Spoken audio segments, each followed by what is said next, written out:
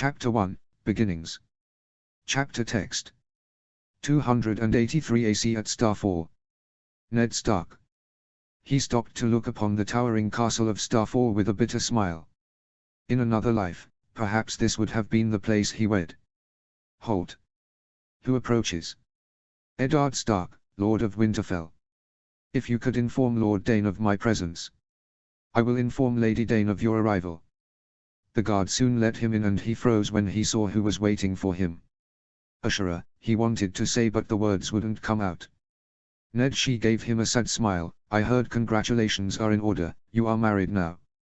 He lowered his head, the shame of his broken promise eating at him. Ashura, I'm sorry. She only sighed tiredly. It hardly matters anymore, does it? I dishonored you, he thought. She laughed bitterly like she could read the thought in his head. You did nothing I didn't want. As I remember, the first time I had to practically force you.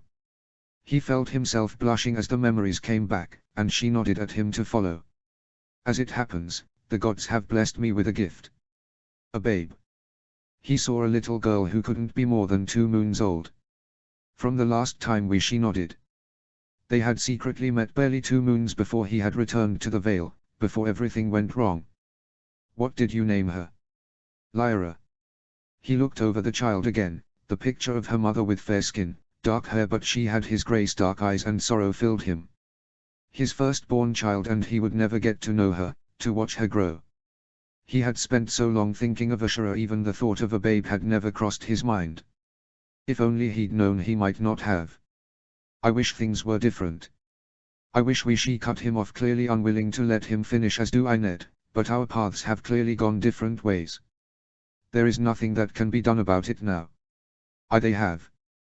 You know why I am here. Looking for your sister, I'd presume. I was told she was in Dawn. Do you know where she is? Why do you think I'd tell you? His anger flared. She's my sister Ash. I don't even know if I know you anymore, Ned. And all of a sudden she got a fire to match his. Elia, little Rhaenys and Aegon, they were innocent. I had nothing to do with that. I left them for you, she screamed as she hit his chest, the wrath he had expected from her finally taking hold. Elia insisted. Because I was carrying your child, what I thought was your heir, since I was dumb enough to believe your word that you would marry me. She said the Mad King would have killed me for it. She was slapping and clawing at his face and he couldn't find the resolve to stop her. And now they are all dead. She pulled at her hair in distress and her words broke with a choked sob. He looked away, unable to face her. I wish I hadn't. That they had killed me too. Death would have been better than what I've been left with. Ash, I swear I didn't. If I could have done anything to change it. Anything, I would have. Your usurper king wouldn't. Would he, Ned? She shouted, or I'm sure the ones who did it would have been punished. A dark look crossed his face. I told Robert it was murder, he called it war.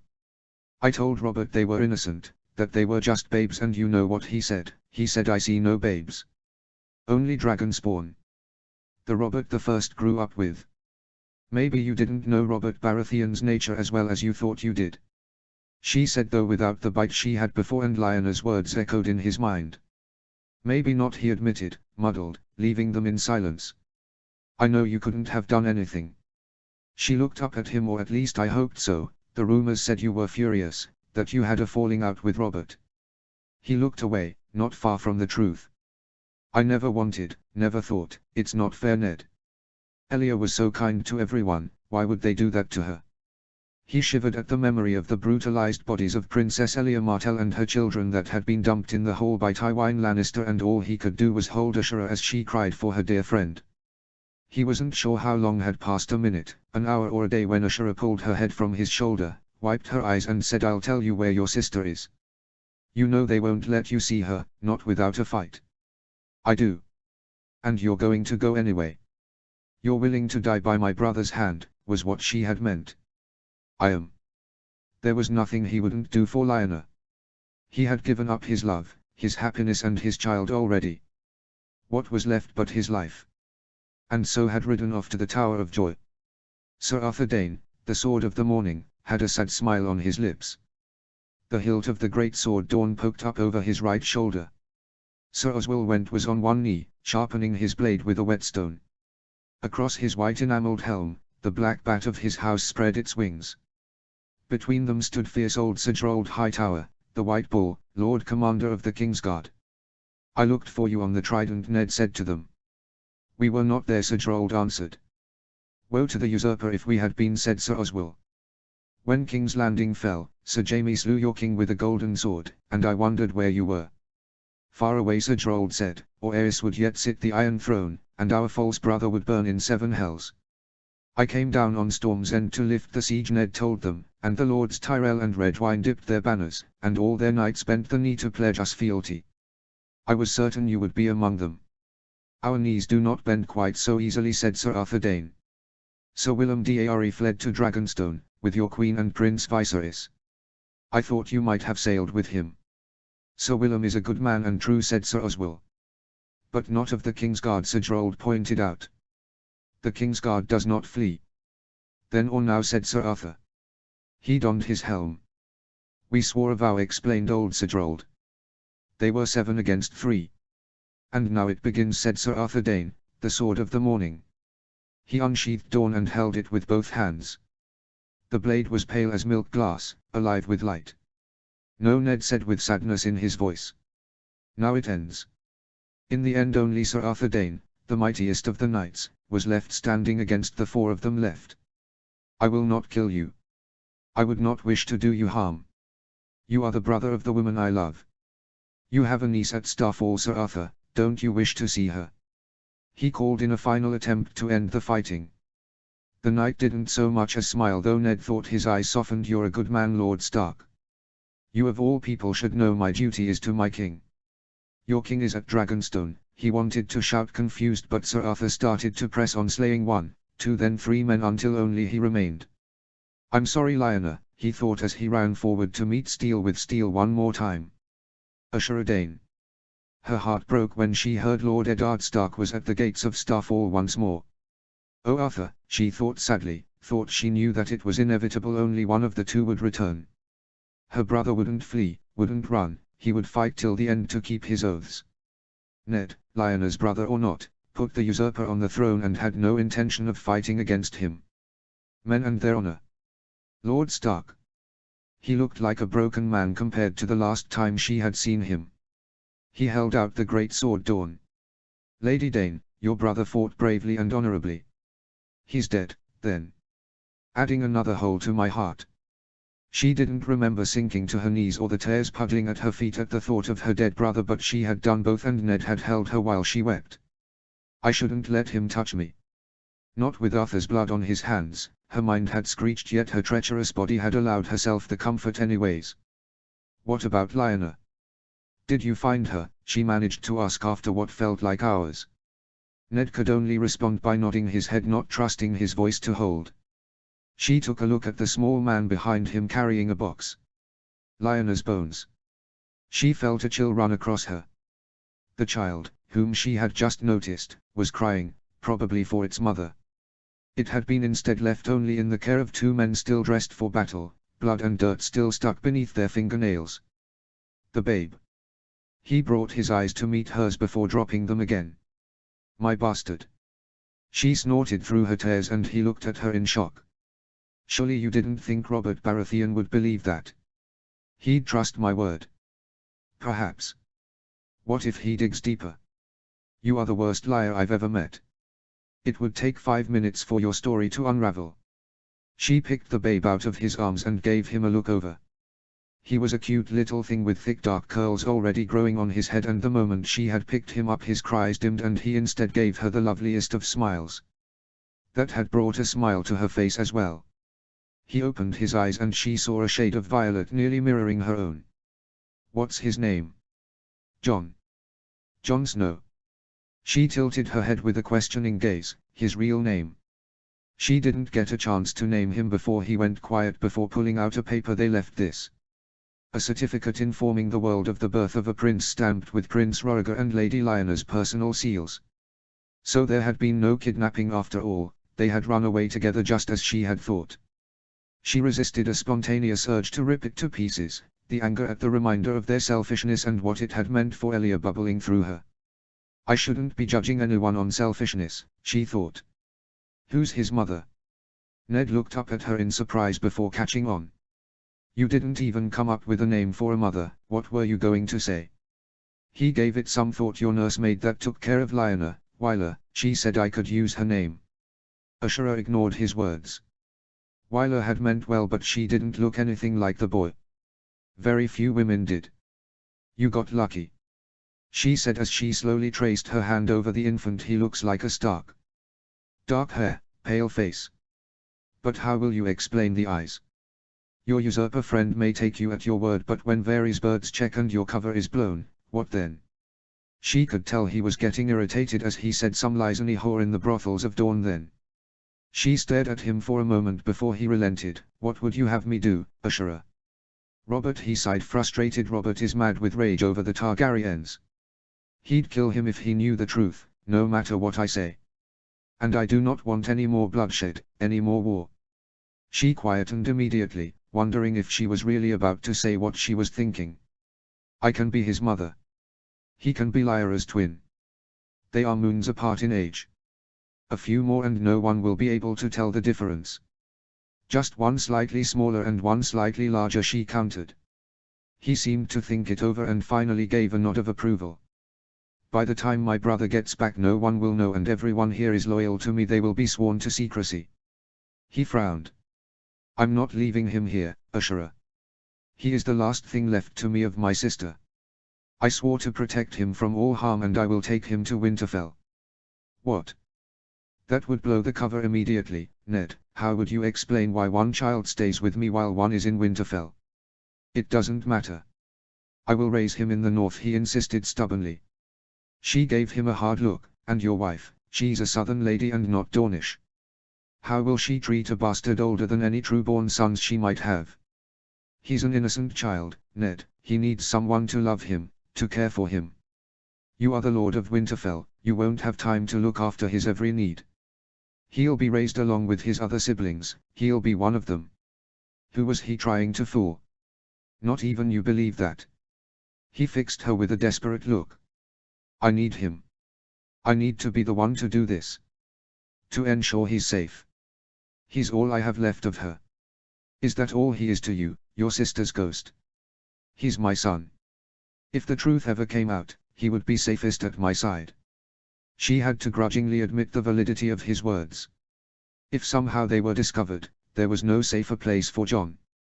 The North had never been taken, it was impossible to conquer, and they had proven their loyalty to the Starks 10 times over. Ned would fight to the last man before ever handing over his nephew. As much as she wished to say the same of Starfall, the threats within Dorne worried her far more than the ones outside it if his true identity were to be uncovered. Then she hesitated. Lyra and I will come north with you. A small keep somewhere close by is enough. He's my son too. Ned looked at her as if seeing her for the first time. I can't ask. You know nothing will happen between us again. I know that, she snapped. Then why? It won't be like here. You could marry a lord here. You could be happy. If you come north, they would always talk, you would be constantly dealing with Catelyn's ire and her shadow. She knew all of that and more. Then why? He had asked, and the truth was she didn't know. She knew the girl she was at Harrenhal 2 years ago would have never even thought to consider it. She was Lady Ashura Dayne of Starfall, who could make a dozen heads turn by her very presence. Why would she let any other woman lord over her? She had been stubborn and determined to make her own path, her own choices. But she hardly felt like that girl anymore. She felt hollow and half dead inside, a spoiled, shamed and broken woman. What would a marriage to someone far under her station do now? Nothing more than trying to put a fancy dress on a pig. She looked at Lyra and then at Jon, who gave her another sweet smile that nearly made her cry. They very well could have been siblings looking at them sitting side by side. What would have happened to her little girl if she had died? Ned might have taken her back to Winterfell. She could almost picture the cold glares from Lady Stark at the thoughts of her husband's bastard and the abject loneliness that would have tormented her.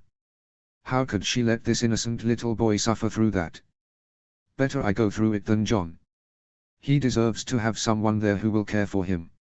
My brother died protecting this boy, now let me protect him the way I can. Ned looked both solemn and grateful. Thank you, Ash. I owe you a debt I can never hope to repay.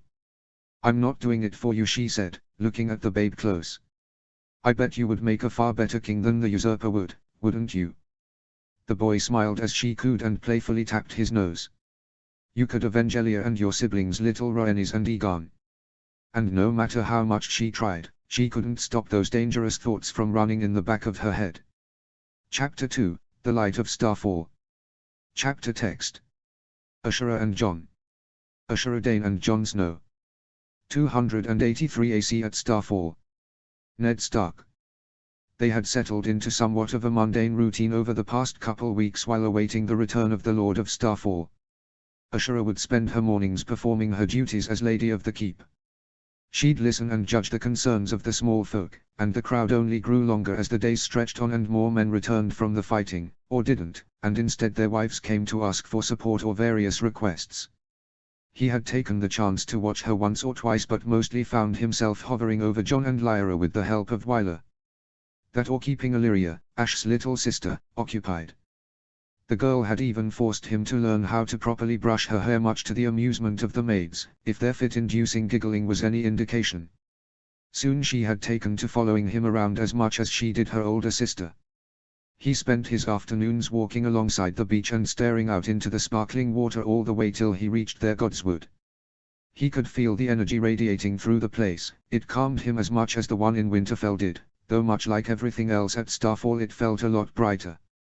In the evenings, after Ashura took much needed downtime, she'd come to his chambers to get him to rehearse every detail of the story they had worked together to create, check over the timeline of events or ask whatever other questions she had. Following which, they would head over together to tend to the children till dinner. True to her earlier word, Ashura had with an alarming haste set out to obtain the silence of all who knew of their secret. If he were being completely honest, he couldn't help find it a little disconcerting how flawlessly everyone down to the last servant maid had taken up the role of their lady's words. The turnaround was so harmonious, it was nearly enough to make him believe Jon had actually been born within these very walls and he was the one who had even brought the babe to the castle. The only brief worry in that regard had been the little Lady Illyria. He figured she had surely realized the truth. After all, the castle inhabitants tenderly referred to her as the lady's shadow for good reason. The girl was so attached to her sister, it took bribes of extra dessert just to convince her to provide them enough time alone for their planning. He'd been sure convincing a child to keep a secret would prove a much harder task. Ashura had only smirked when he had shared that doubt. If I couldn't even convince a girl of 4 that Jon is my son, I wouldn't bother tagging along with you, would I? Whatever magic Ashura had worked on her sister had proven more than potent, as the girl too had seamlessly accepted her new nephew as if she'd always been aware of his existence. The only real awkwardness he felt was how well they still worked together. It shouldn't have still been so easy. Sometimes, he could barely resist the urge to brush his hand within hers or lay a kiss on her cheek. He found himself wondering if this is what his life would have been like had he married her. But instead he had sworn himself to a wife he didn't know or love. As he watched her caring after Jon, a warmth spread to him at the ease she seemed to have taken to motherhood. She seemed to be content enough, but he knew this had never been the life she wanted. She had confessed to him once that she dreaded the thought of being shackled to some castle, at least not for many years more. She had wanted to travel the 7 kingdoms, sail the seas until she no more feared there was something out there she'd missed out on. Yet here she was playing the role perfectly. She would have been well within her rights to hate him, to never want to see his face again. It might have been easier on his conscience if she had scorned him. He couldn't have even blamed her if she had strangled him in his sleep for all he'd cost her. He had broken her heart, dishonored her with a bastard, broke his solemn vow to marry her and then killed her brother. He wouldn't wish any of that on his worst enemy, let alone someone he loved. He had told himself again and again it was all for Lyanna, yet now she was dead too and all his sins had come back to plague him. And despite all he'd taken away, she hadn't merely tolerated his presence either. Instead she had decided to give him more. She'd been willing to protect Jon with her own life. If anything, her sacrifice only made him hate himself more. This is my punishment, he thought, to become the worst monster to the woman I wanted to protect for the rest of my days. To love her knowing she no longer felt the same and having no one else to blame for it but himself and his own actions. And the worst part was he still couldn't help wanting to demand even more out of her.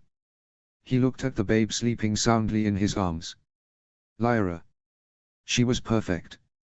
His little girl, the child born of their love and passion. He'd never imagined he could grow to love someone so much in such a short time. I'm sorry. He wanted to tell the babe. But I'll make sure you lack for nothing, that you have all of your heart's desires. He wanted to see her grow, hear her babbles, be there for her first steps, maybe even teach her to ride her first horse. He had seen how much Ashura had liked the idea of staying with Howland Reed in Greywater Watch, but just the thought of them all being in the north, so close by and yet him still not being able to see them at him. He hadn't missed the clip of displeasure shroud Ashura's expression when he had waved his friend's offer off. He wanted them closer, near Winterfell itself, but she had outright refused, saying it was insulting enough to his wife she was in the north at all, and they had finally compromised on Castle Sewin, a half-day's ride away, until he could find them a proper keep of their own. Ashura Dane. The last weeks had left her mind a whirlwind between preparation for her move north and her responsibilities as lady. But in the brief pockets she allowed her mind to rest, there was one thought she kept coming back to. Ned's words echoed in her head. I swore to protect him from all harm. Swore to Lyanna Stark, who had clearly lived long enough to extract at least one promise from her brother. And he had taken Jon as his son in order to protect him. But could there have been more? She hadn't missed how Ned had, begrudgingly, shown her what he had brought back from the tower. The certificate of Jon's birth, a frozen dragon egg, and even the prince's silver harp secured safely with Lyanna's bones. It certainly helped her own cause to have the proof, as she knew who the realm would choose to believe if it had just come down to her word against his. But for him, it was a dangerous risk to take, a pointless risk even. One the Ned she knew wouldn't have taken, not after committing so firmly to taking the boy as his own, unless perhaps he had promised his sister something more. It would make more sense if Lyanna had asked him to tell Jon the truth about who he really was, and Ned had sentimentally acquiesced, unable to refuse his beloved sister's dying wish.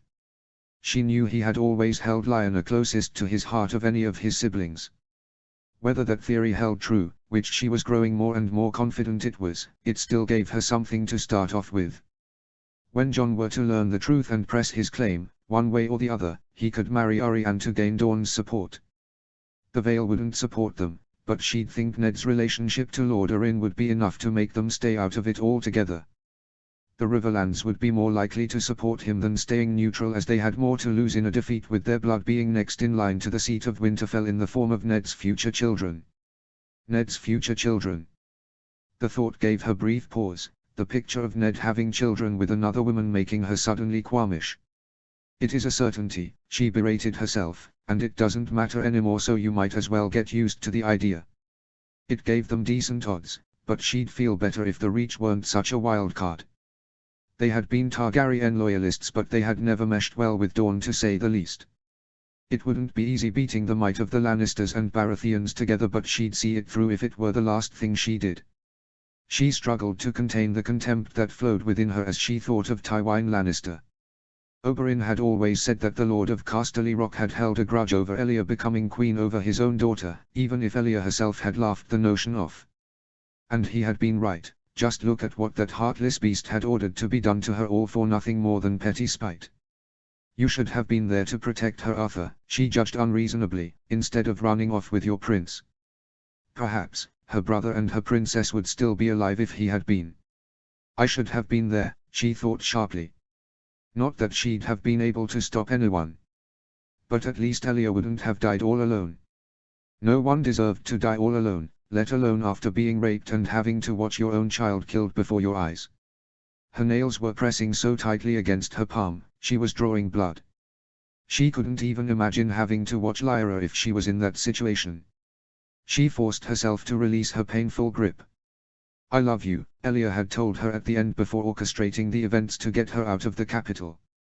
You are the sister I always dreamed of having, and I promise you on my honor as your princess I will make sure you and your child get out of this safely, whether it is my husband who wins or yours. Ashura had been so terrified for her own child's safety, She'd never even considered the possibility that Elia or her children might actually die.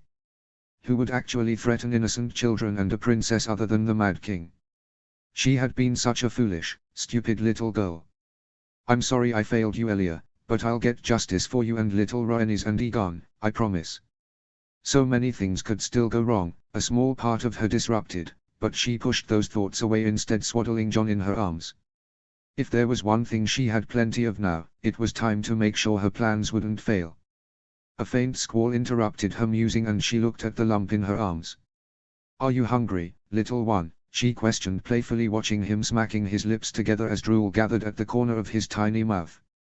Out of the corner of her eye, she could make out Ned turning away with Lyra in his arms in a hasty attempt at protecting her modesty when she let the top of her dress fall. It made her roll her eyes. As if there is anything there you haven't seen before. She guided Jon's mouth gently towards her nipple, waiting for him to latch on. She sighed in relief, feeling nothing more than a little discomfort when he finally did. Her attempts the first weeks had proven painful until she had finally figured how to properly latch them, yet it was an effort she had been determined to successfully undertake. Wyler had seemed a little upset at that, as fond as she'd grown of the babes, especially Jon. But soon it would be just her heading north as she and Ned had planned, and only her who would be there to care for both her children, and she needed to ensure she was prepared to handle it. Jon turned away and she stroked his cheek lightly till he shifted back to her breast. Even small triumphs like that left her with bursting satisfaction when it came to mothering children, considering how clueless she felt on what she was supposed to do. After Mother died in the birthing bed, she remembered constantly watching over Ally, anxious to make sure her sister would be all right. Ally's wet nurse had done the same thing then to root her sister's face back to her breast. Jon let out a cute little contented sigh when he was finished, and she slid her finger past the side of his mouth and between his gums, making him let go. All done, Jon, she cooed with a proud smile while fixing back her dress. Are you full now, my sweet? She asked, making him gurgle in appeasement. He was so quiet, she thought, more than most babies she had seen. Unlike his sister, Jon rarely cried and was far easier to keep content, and she sincerely hoped he would stay that way. She doubted anyone could handle two of Lyra. I will make sure you grow up to be the finest young man in the realm, she promised as she rocked him affectionately. I will make sure you are ready. That evening, the new Lord of Starfall had returned. Her eldest brother Aron Dayne.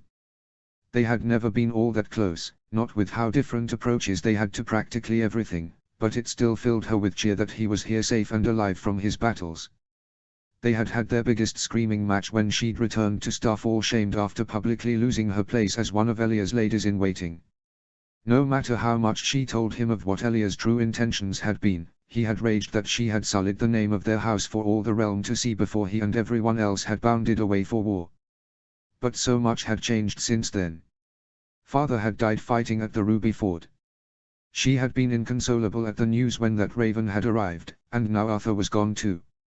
Illyria was too young to really understand much of it at all, only Aron could truly share in her grief. She had gone to the entrance eager to meet him and his pretty wife. I'm glad you are all right, Aron, she greeted him relieved. Arthur, he's dead.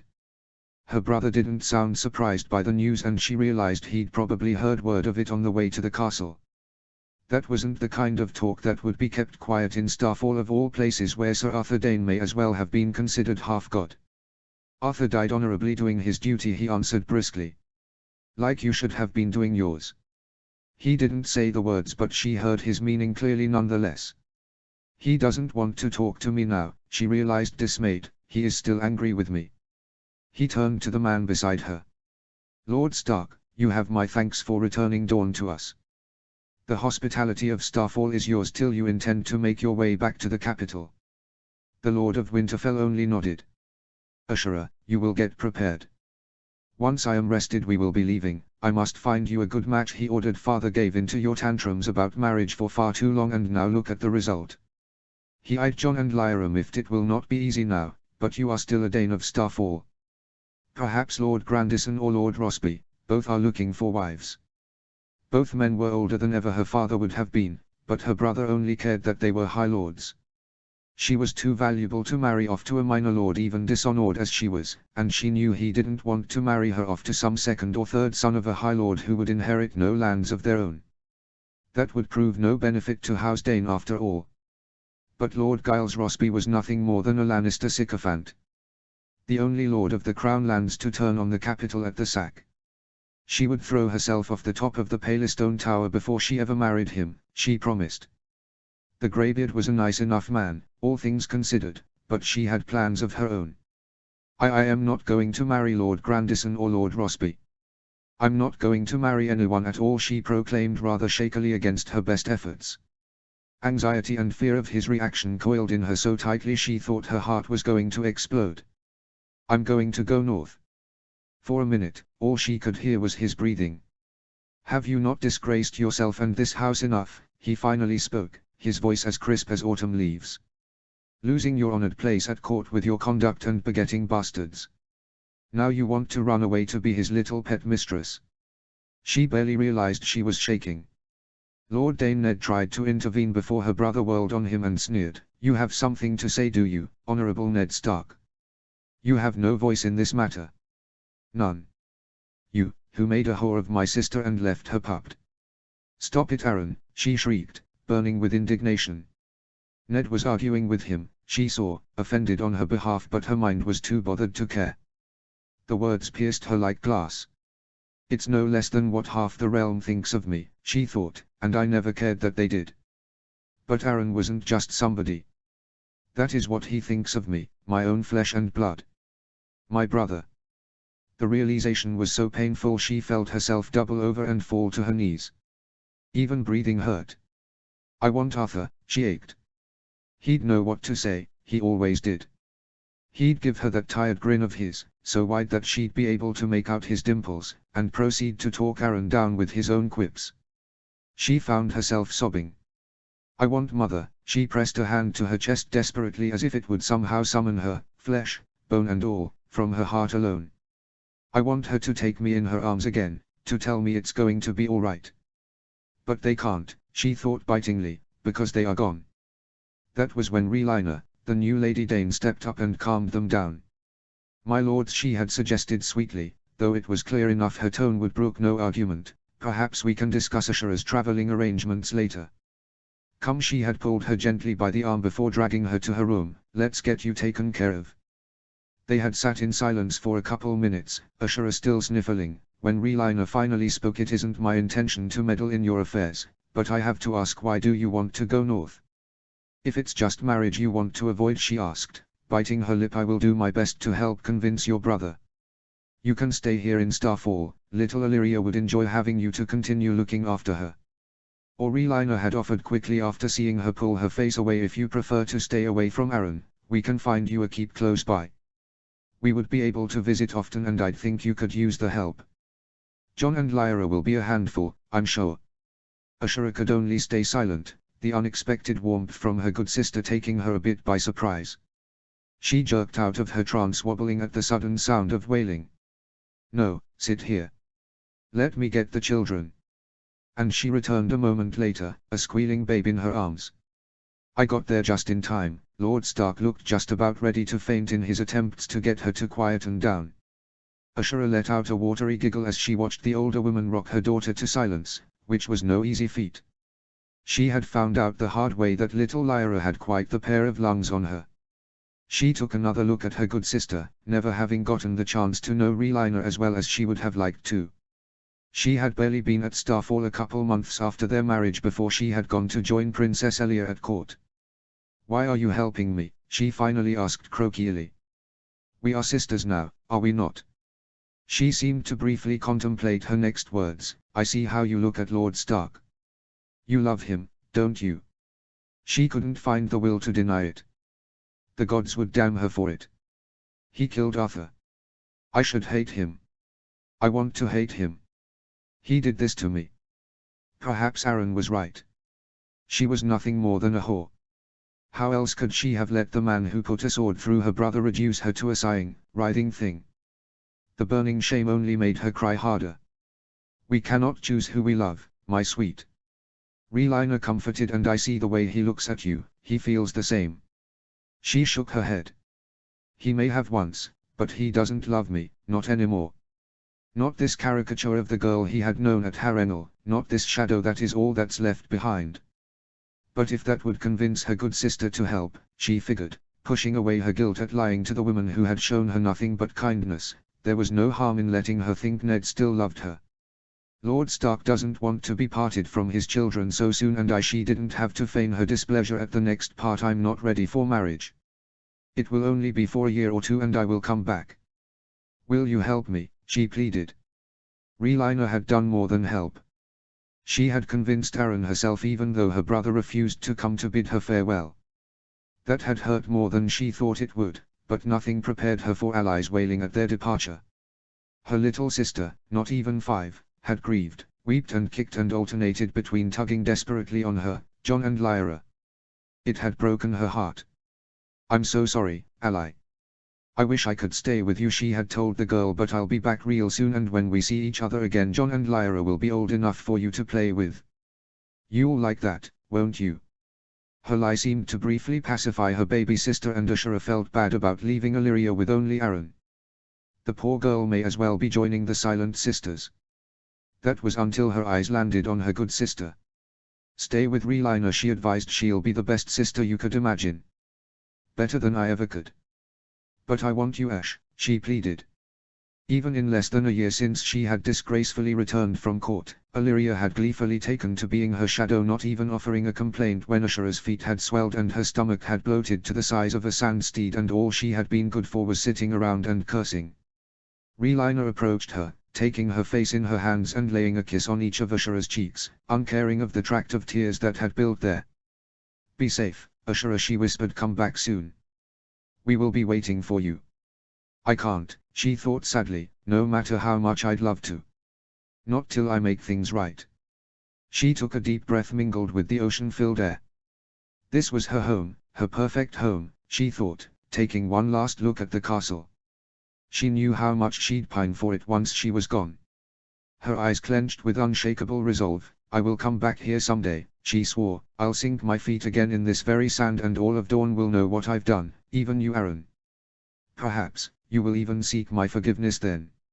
Her good sister turned to Ned with a good-natured glare. Lord Stark, I hope your sword is as sharp as your honor. We are trusting you with our most precious possession after all, the light of Starfall. You have my word, my lady.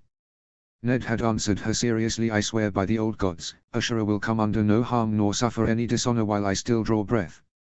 Rhalyna had nodded, satisfied with amusement in her eyes, as if it were her who knew some big secret instead of them.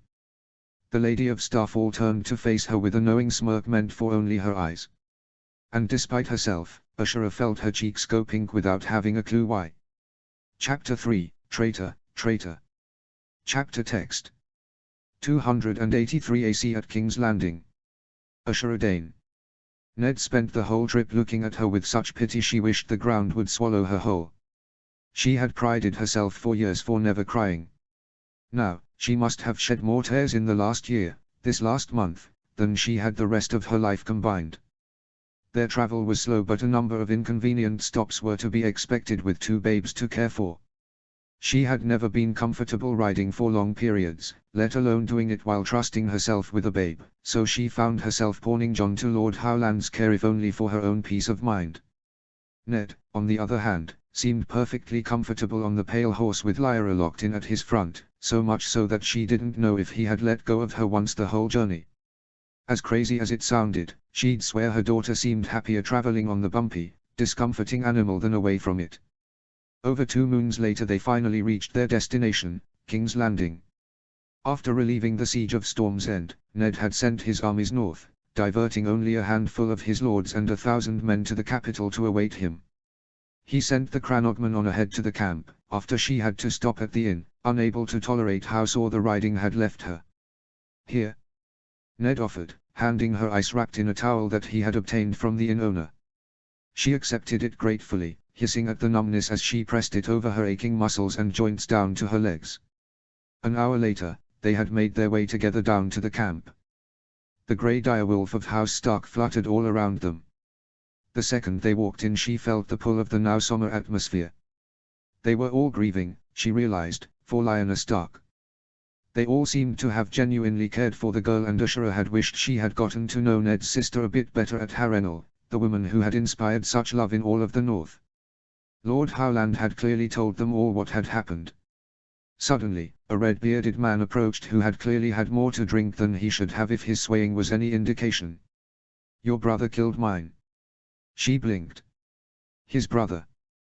The corner of her eye roved over his clothes looking for a sigil. A silver fist on scarlet, she noted. House Glover. One of Ned's companions to the Tower of Joy had been a Glover. Ned frowned, ready to step in, but she stopped him. "And he is dead," she continued unperturbed. "He died obeying his sworn duty as your brother died doing his. Have you not done things before that you took no pleasure in, because it is your duty?" She let the thought stew before continuing, "But that is neither here nor there, my lord, for it is only us who are left, and I have no quarrel with you. Any of you." She turned around to look at the various lords who were inspecting their discussion curiously. "My children are of the North after all, and the blood of the first men flows through my veins as much as it does all of yours." Lord Glover regarded her words unexpectedly before giving her a grudging nod of regard. "As you say, my lady." She saw Ned look forward with a smile. The first day in the Red Keep was the worst, so much so, it took her only minutes after entering for her to wish she was outside the walls back in the Stark camp. It had been only just over a year since she had left, yet in some ways it felt like a different place altogether. Every hint of red or black, every trace of anything Targaryen had vanished. Tapestries and banners covered every square of the place, featuring hunting and fighting rather than dragons flying through the air. Yet despite the differences, it still felt more familiar than she'd have liked. She hated that she was trapped back within these awful, ugly walls.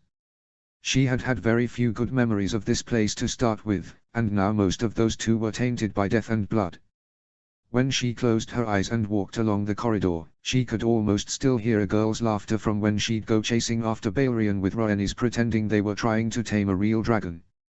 When she stopped in front of the princess' former chambers, she may as well have been watching Gregor Clegane smashing Prince Aegon's head against a wall and raping her friend with her own son's blood and brains covering his hands.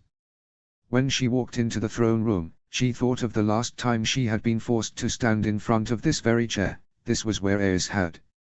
"No, I won't think about that anymore. He's dead." "Are you okay?" she heard a soft voice ask as she laid down in her bed that evening, agitated. "Fine," she grumbled. "The sooner we leave this place, the better I will be." "We will have to stay till the end of the week," Ned informed her with a grimace. "For Robert's wedding to the Lannister woman." As if it wasn't bad enough she was forced back here, she thought, stomach sinking with dread. Now she had to watch the usurper reward her princess murders with a crown. If she were going to be stuck here another week, she decided resolutely, it wouldn't be in the castle. After all, there was only so much time she could tolerate locking herself in a single room with two squalling babes, as dearly as she loved Jon and Lyra. She went up to Ned. "I am going to go around the city." "The city?" "Yes, the city. Cobbler's Square, Reeking Lane, maybe Flea Bottom." He frowned. "Ash, that's not safe." "I'm not asking your permission," she interrupted firmly, "just letting you know. Is there someone you trust who can watch Jon and Lyra?" He looked at her for a moment before nodding. "I'll take care of it. If you will take some of my guards with you." He had tried to send a dozen guards around with her, which she'd thought was absurd. She had told him the company of Lord Howland was enough after the small man had agreed to her request that he tag along. In the end, they settled on Lord Howland and 2 guards. That afternoon, they'd ended up wandering to a fish market. As luck would have it, a confrontation between a girl and a shopkeeper caught her eye. "As if business hasn't been bad enough already, I'll cut off your hand, you thieving bee." "Stop." Ashura interfered. "I'll pay for the fish. Don't hurt her." The man grumbled for a minute, but, as she figured, the offer of coin was too enticing to pass. She looked at the child while she ate in an awkward silence. She seemed too young to be a real thief, not to mention too bad at it. "Don't you have any family?" she asked the girl. "Grandfather," she muttered. "They cut off his head." There was no need to guess who they were. Ashura felt her words catch in her throat. Gods, just a little girl and forced to see something so awful with her own eyes. She rummaged for the little coin she had left from what Relina had given her for the journey. "Here you go," she offered. "For some food in the future." The girl only shook her head. "Grandfather told me to never take anything for free from a stranger." Smart man, she thought. Down here it was more likely to be a trick from someone with nefarious intentions than anything truly charitable. "Oh, but it's not free," Ashura declared for the girl to look up at her curiously. "I haven't spent much time around here before, you see. But I will be, over the next 6 days, and I'm afraid it is only a matter of time before I get dreadfully lost without a guide." She put on a look of pleading. "Is there a chance you could be my guide?" The girl smiled wide. "I know all the spots here. I'll help." She had learned the next day the girl's name was Beth when they met at their agreed upon spot. Over the week, Beth took their party of 4 to the various granaries, brick storehouses, timbered inns, merchant stalls, even to taverns. None of it was particularly unique, some she even remembered visiting before, but she found the entire experience oddly comforting. Hearing the stories of the others who could share in her grief even if they were just fishermen and shopkeepers helped her deal with her own loss. Many of them had been a part of it all. Witness to babes, men and women, both young and old, raped and slaughtered by Lannisters. Their own kin and friends. She in turn, shared with them the fate of her own dear friend's fate and stories of better days. On the 6th day, her routine had been forced aside with a change of pace. Ned had pleaded with her for hours to attend the wedding ceremony, fearing the prickly Lady Lannister would take her absence as a slight. "Let her," Ashura told him, stubbornly refusing to even consider it. Being in the city at all during the event felt like a betrayal in her heart. Yet Ned kept hounding her, looking like a kicked puppy every time she refused, until she had finally agreed just to get him to shut up and leave her alone. The people seemed mostly subdued by the affair, though who could blame them?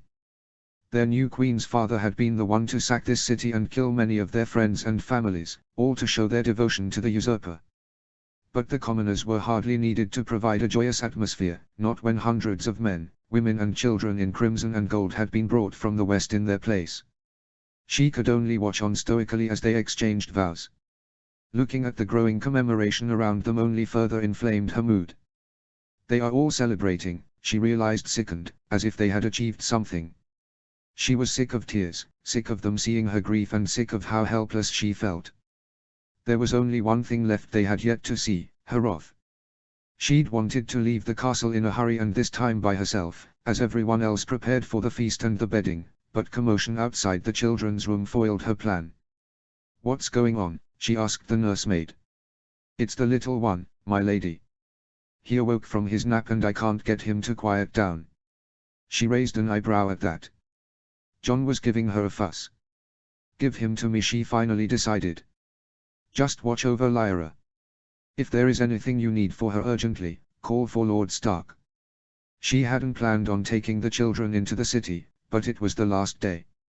She didn't see the harm considering they would be leaving early on the morrow.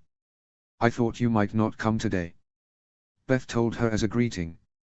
"I was held up," she admitted, and the girl's eyes widened as she caught sight of the child in her arms. "Oh, and this is my son, Beth. His name is Jon. I hope you don't mind that he'll be joining us." "You're a mother," the girl blurted in surprise, "but you look so beautiful," which only made Ashura laugh. "He has a twin sister too." "So twice as much a mother," she bragged with a grin. Beth seemed to look him over before giving an approving nod. "I like him. He has pretty eyes like yours. Shall we go then?" "What is the last place we will be visiting?" They had fun by the fountain, even Jon gurgling happily at the water. She and Beth flicked softly at him. Of course, as her luck would have it, this had to be the day she ran into Lord Tywin Lannister as she was entering the castle, who she had spent the last week trying so desperately to avoid. What was he doing out here on the eve of his daughter's wedding? But there was no averting him now, as he'd already seen her enter. "Lady Dane," he greeted in his rich inflection that she despised. "I'm surprised to see you here. And perhaps more surprised Lord Stark deemed it safe enough for you to wander into the streets with his son at this hour alone." "Oh, rest assured, my son is quite safe with me. There are mostly decent people around who would not wish harm on an innocent woman and her infant child after all." He still looked at her unwavering despite the dig. Unfortunately for my princess, it seems she ran into you instead. If he was surprised by her brashness, he certainly didn't let it show. A tragedy what happened to your princess, Lady Dane. But men at war commit all kind of crimes without their superiors' knowledge. She bristled at his meaning. So you deny having any responsibility in Elia's death? Categorically.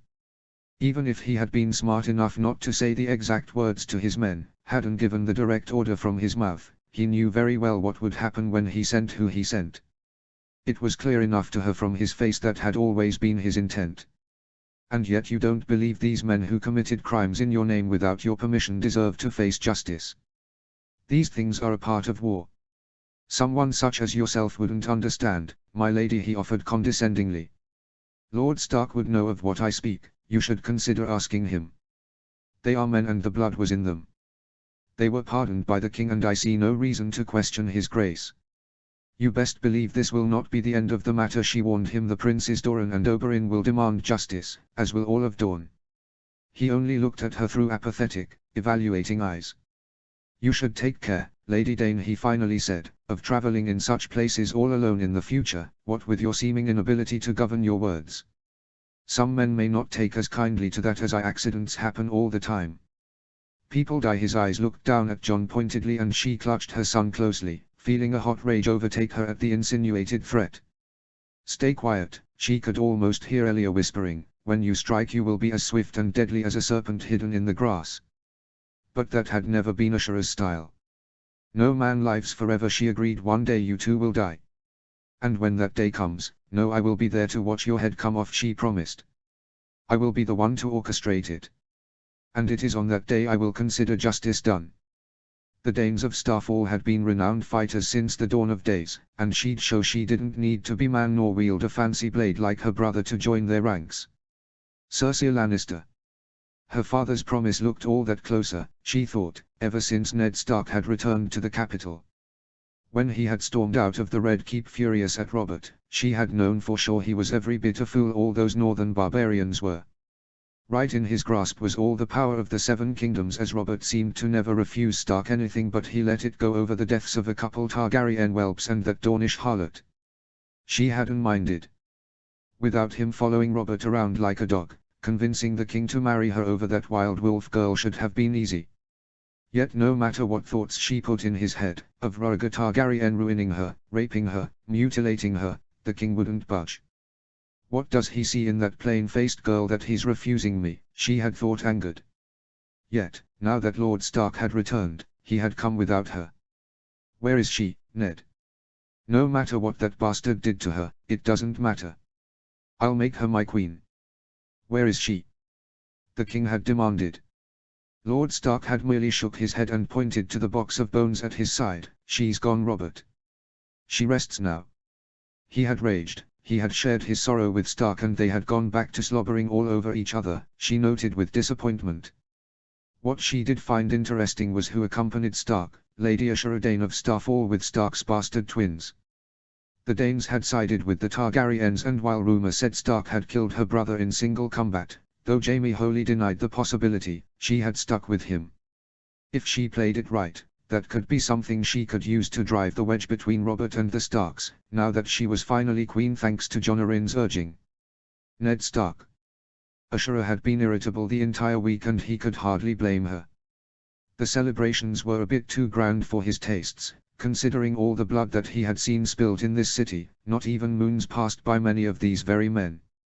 Thankfully, Ashura kept to herself, either holed up in her room with the children or outside the castle with guards. She had no choice but to accompany him to court on the final day, much to her dismay. He had convinced her they would stop just long enough for him to announce his departure before they left. Unfortunately for his plans, Ashura hadn't been able to escape Robert's notice.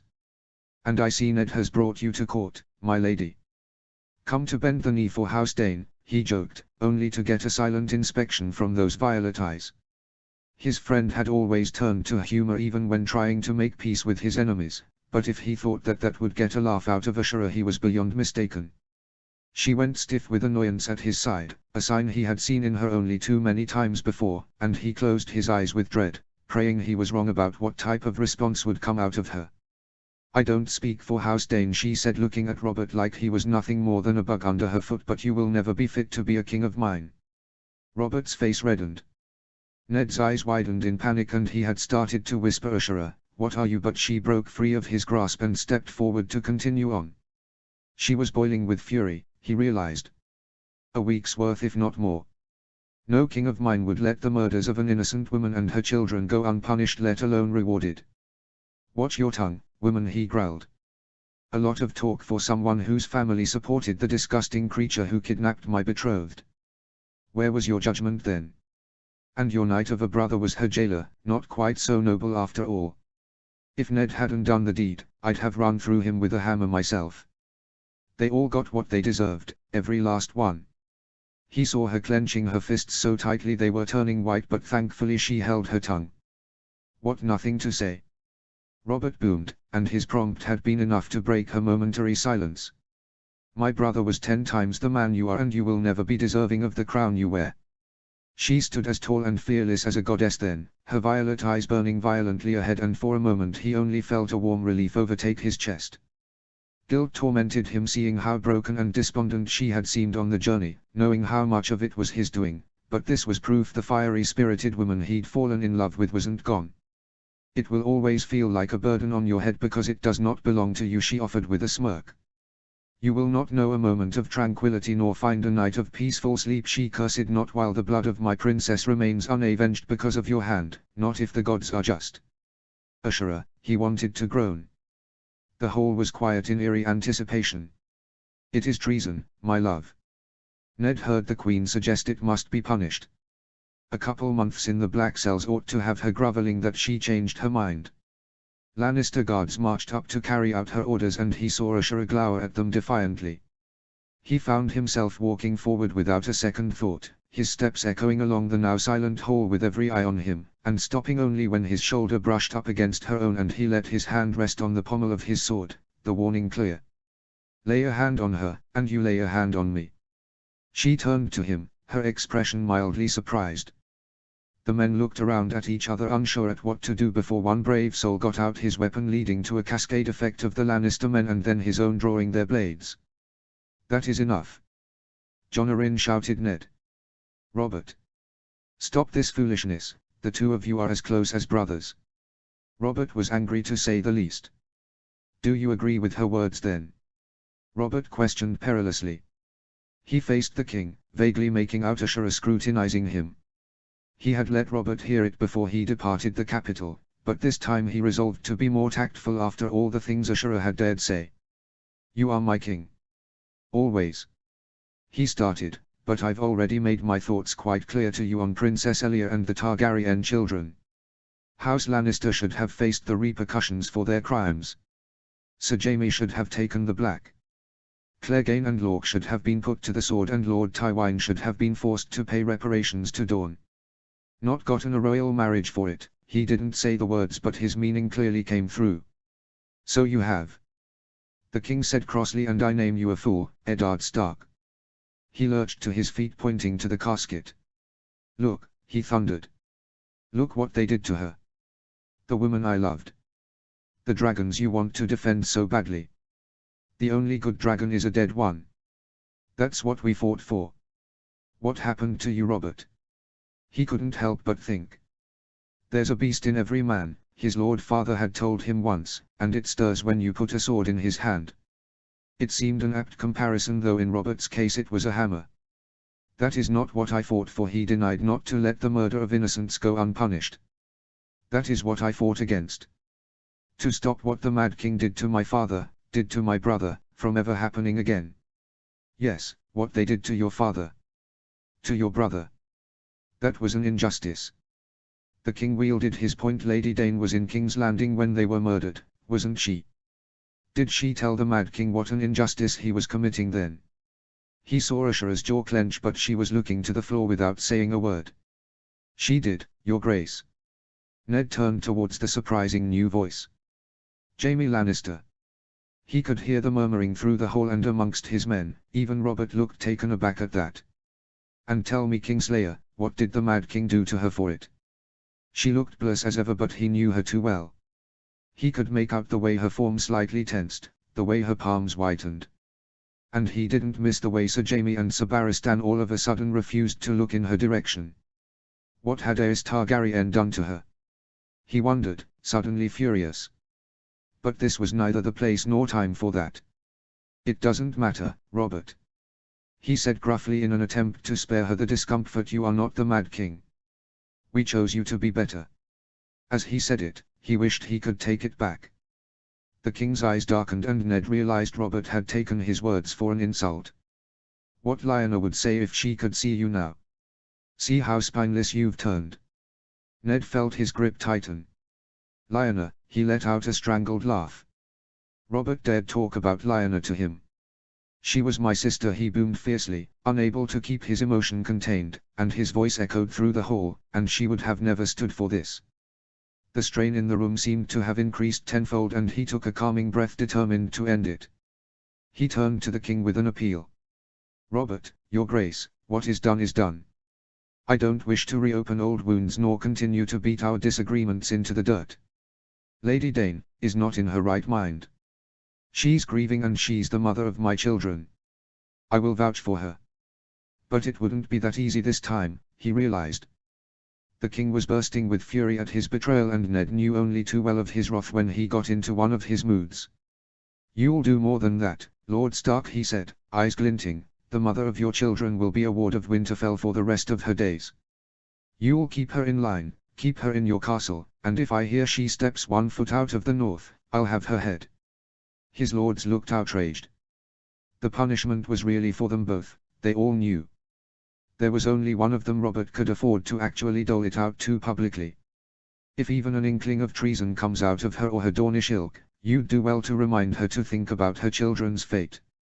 Ned looked up taken aback and a sudden flash of anger passed through him, leaving his jaw painfully clenched.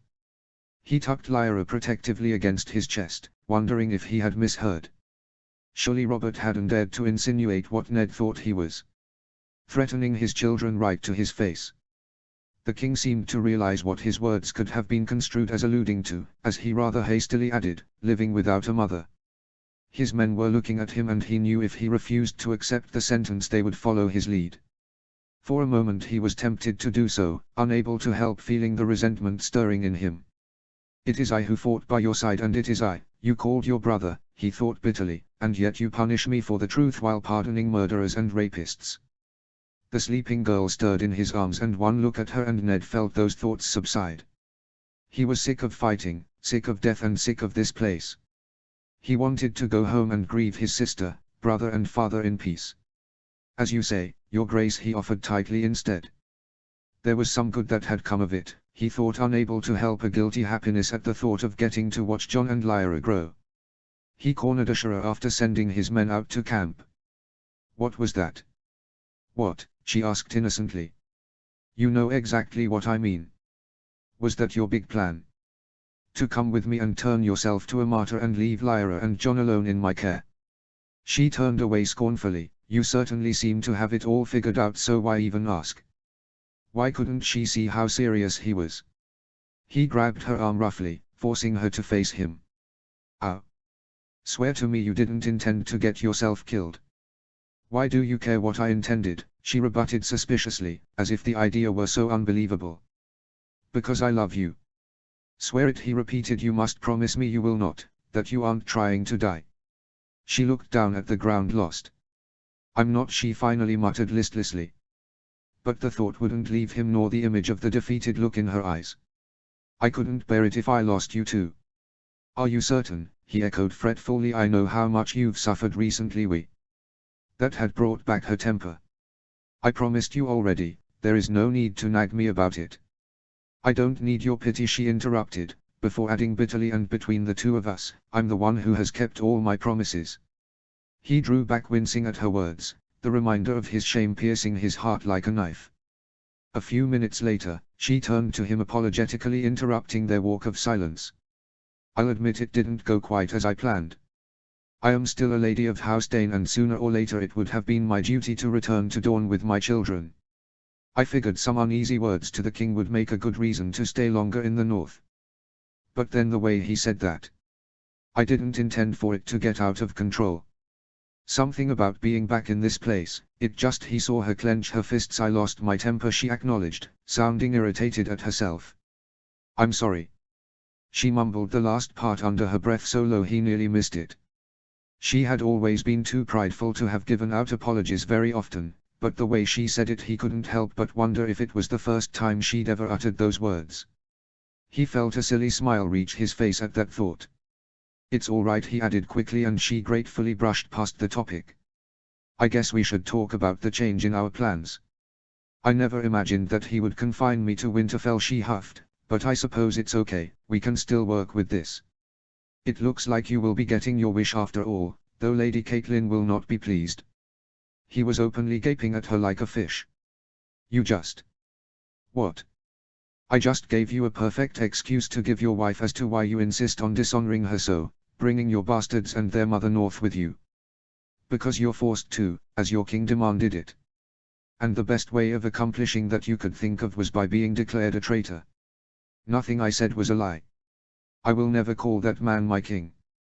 I had to get it out, and it was beyond time he was forced to hear it. He pursed his lips. Robert could have killed you. Did you not think of that? No, he couldn't, my lord, she said softly, not with you at my side. She arched an eyebrow, daring him to contradict her. He couldn't help but smile at the absurdity of it all. No, my lady, I suppose he couldn't. He meant it. Robert may be his king, but he would never let Ashura come to any harm. His smile faded and he asked, what did Aerys do to you? For standing up for my family. Does it matter? She asked back, and he did not know what to say to that. I should have been there. She smiled lightly. You needn't worry. It was nothing like you are thinking, I'm sure. Elia would have never let him. He watched her walk on before continuing a step behind her. Ashura Dayne. And I see Ned has brought you to court, my lady. Come to bend the knee for House Dayne. The jolly and joking tone had been the final straw. She couldn't sit by and hear a word of it in silence a second longer. She had been itching all week to give every one of these sorry sods a piece of her mind anyway, but what she'd done. She was lucky to still be alive.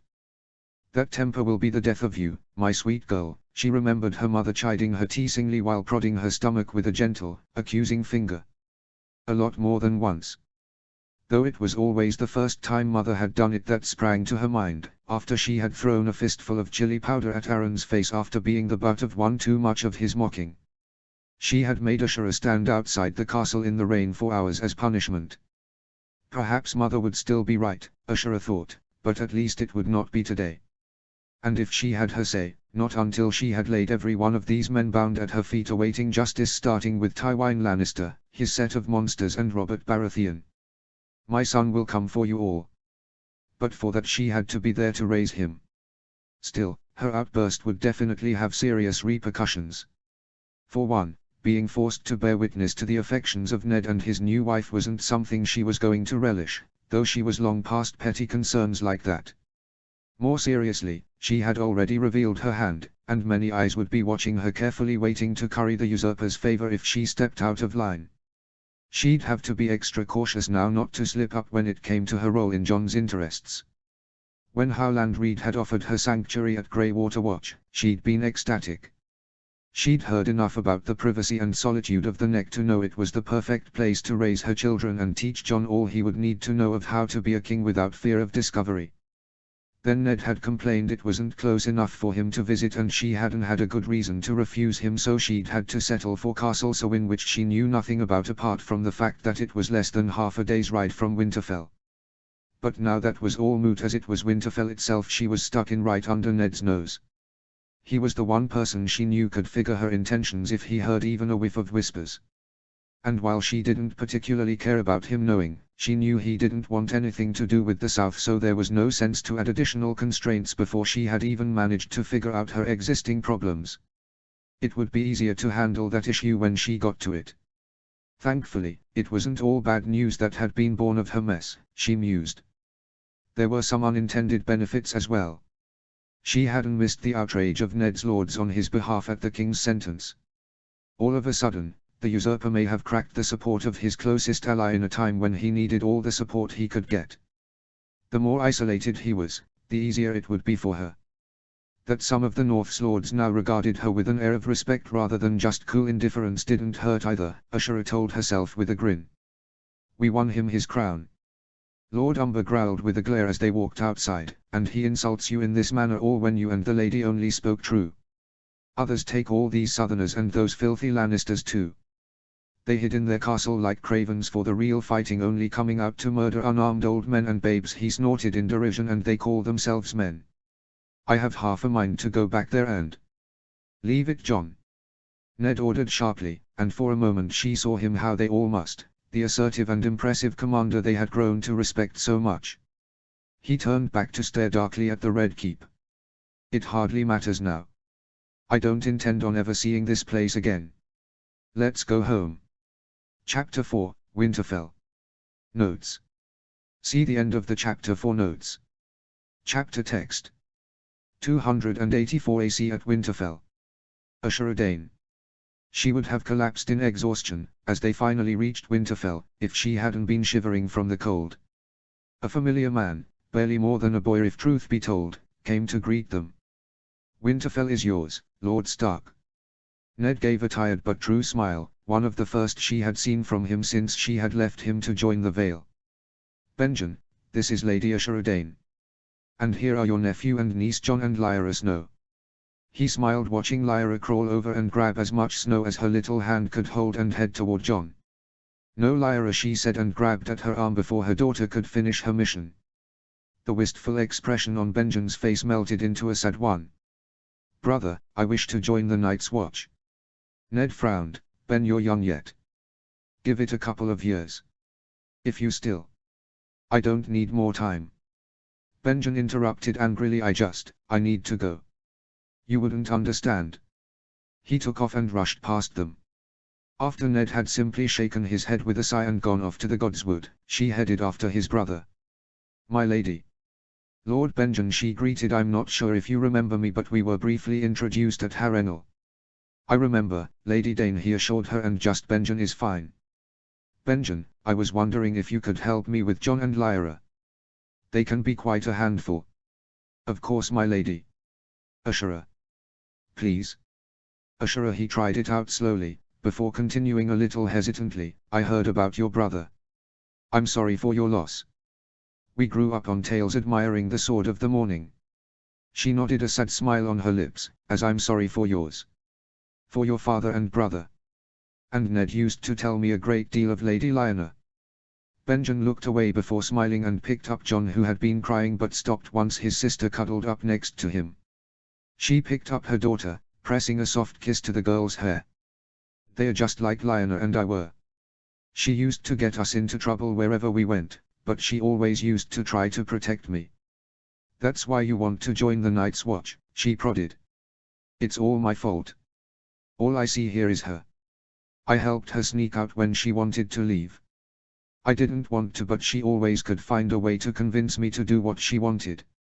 I distracted father and Brandon. I never thought that, he finished miserably, that it could lead to all this. Ned wouldn't understand. There's nothing left for me here. He sounded so full of grief. Her mind flashed back to little Illyria back at Starfall, and she felt her heart go out to him. He is Ned's little brother, she told herself, and he was the closest to Lyanna. He deserves to know. But if she told him there was no going back, a little voice nagged.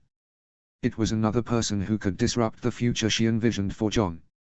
I can't do this alone, she decided, more to persuade herself than anything. I need allies, and who better than a Stark?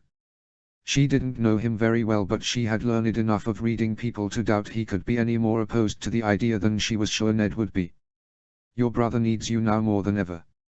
He has a family of his own, he snorted, 2 of them actually. I can't stay here, not while she's dead. Ned would be furious with her, but she didn't care. Leave your sister where she is, Benjen, there's still a living part of her that needs protecting. Catelyn Tully. Ashura Dayne.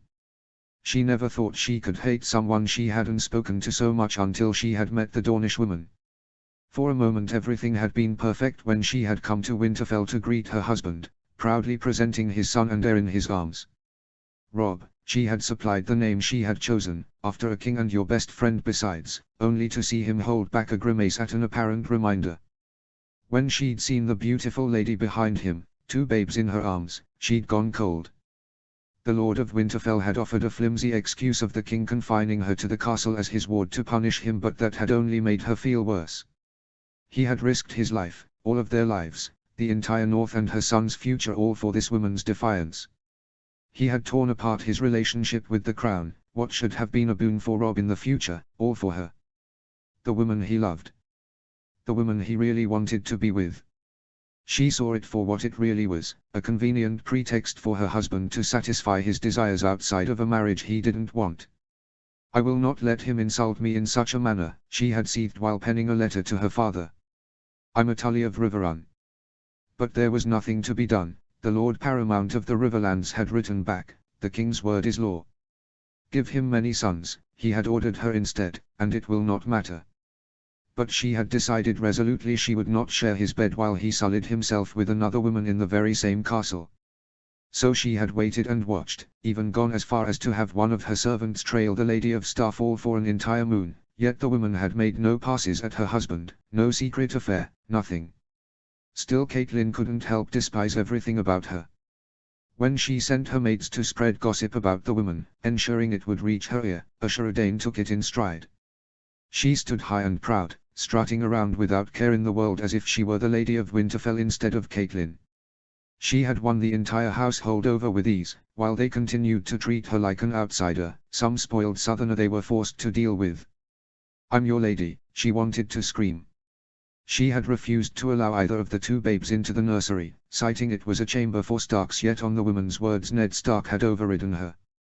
My children have the blood of Starks, she had claimed. They deserve to be treated as such, do they not? Of course they didn't, she thought. Bastards. That's all they were. A curse upon her family born of sin and lust, and here they were being treated no differently than her Robb.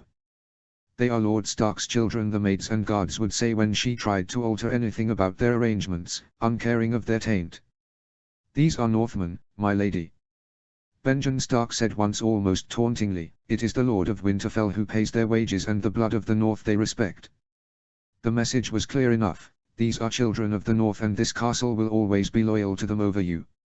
Lady Dayne had sure made quick work of ensnaring Cat's good brother to her side, she thought bitterly. She'd probably spread her legs for him as well, the Dornish had no sense of shame. But the worst of it all had been when the Lord of Carkhold had come to Winterfell. She had gone to welcome him and stopped in her tracks when she had heard what the man had said to her husband. That must be the little lord. I could recognize a Stark from a mile away. Her heart had clenched in hatred of the boy at his words. The Lord of Winterfell had only replied, that's my son, Jon. Jon Snow. The Lord's eyes flickered in surprise before nodding. Now I see the eyes. Speaking of which, I've heard quite a bit of talk of Lady Dayne. If half of it's true, can't say she doesn't have courage at the least. Did she really stand up to the Mad King for your lord father and brother? He nodded and Catelyn grew darker as she saw a slight smile take over her husband's face. Lady Dayne always had more stubbornness than consideration for her well-being. Rickard Karstark had laughed at that. Can't be helped, my lord. Not when the blood of the first men runs through your veins. Not when you follow the true gods. Even a woman of our blood has more courage than all those southern knights who stood by and watched. And the carved little human faces they worship. He spat out. She stormed out, having heard enough. She was surrounded by northern savages who looked down upon her while they prayed to trees. True gods, he had said, and her maid had even reported that the man had had the audacity to complain to the Lord of Winterfell about the September he had built for her. They paid more regard to Ashara Dayne, a traitor to the crown, than her because she worshipped their nameless trees in silence rather than the gods who had names and faces, to whom you could raise voice to in song.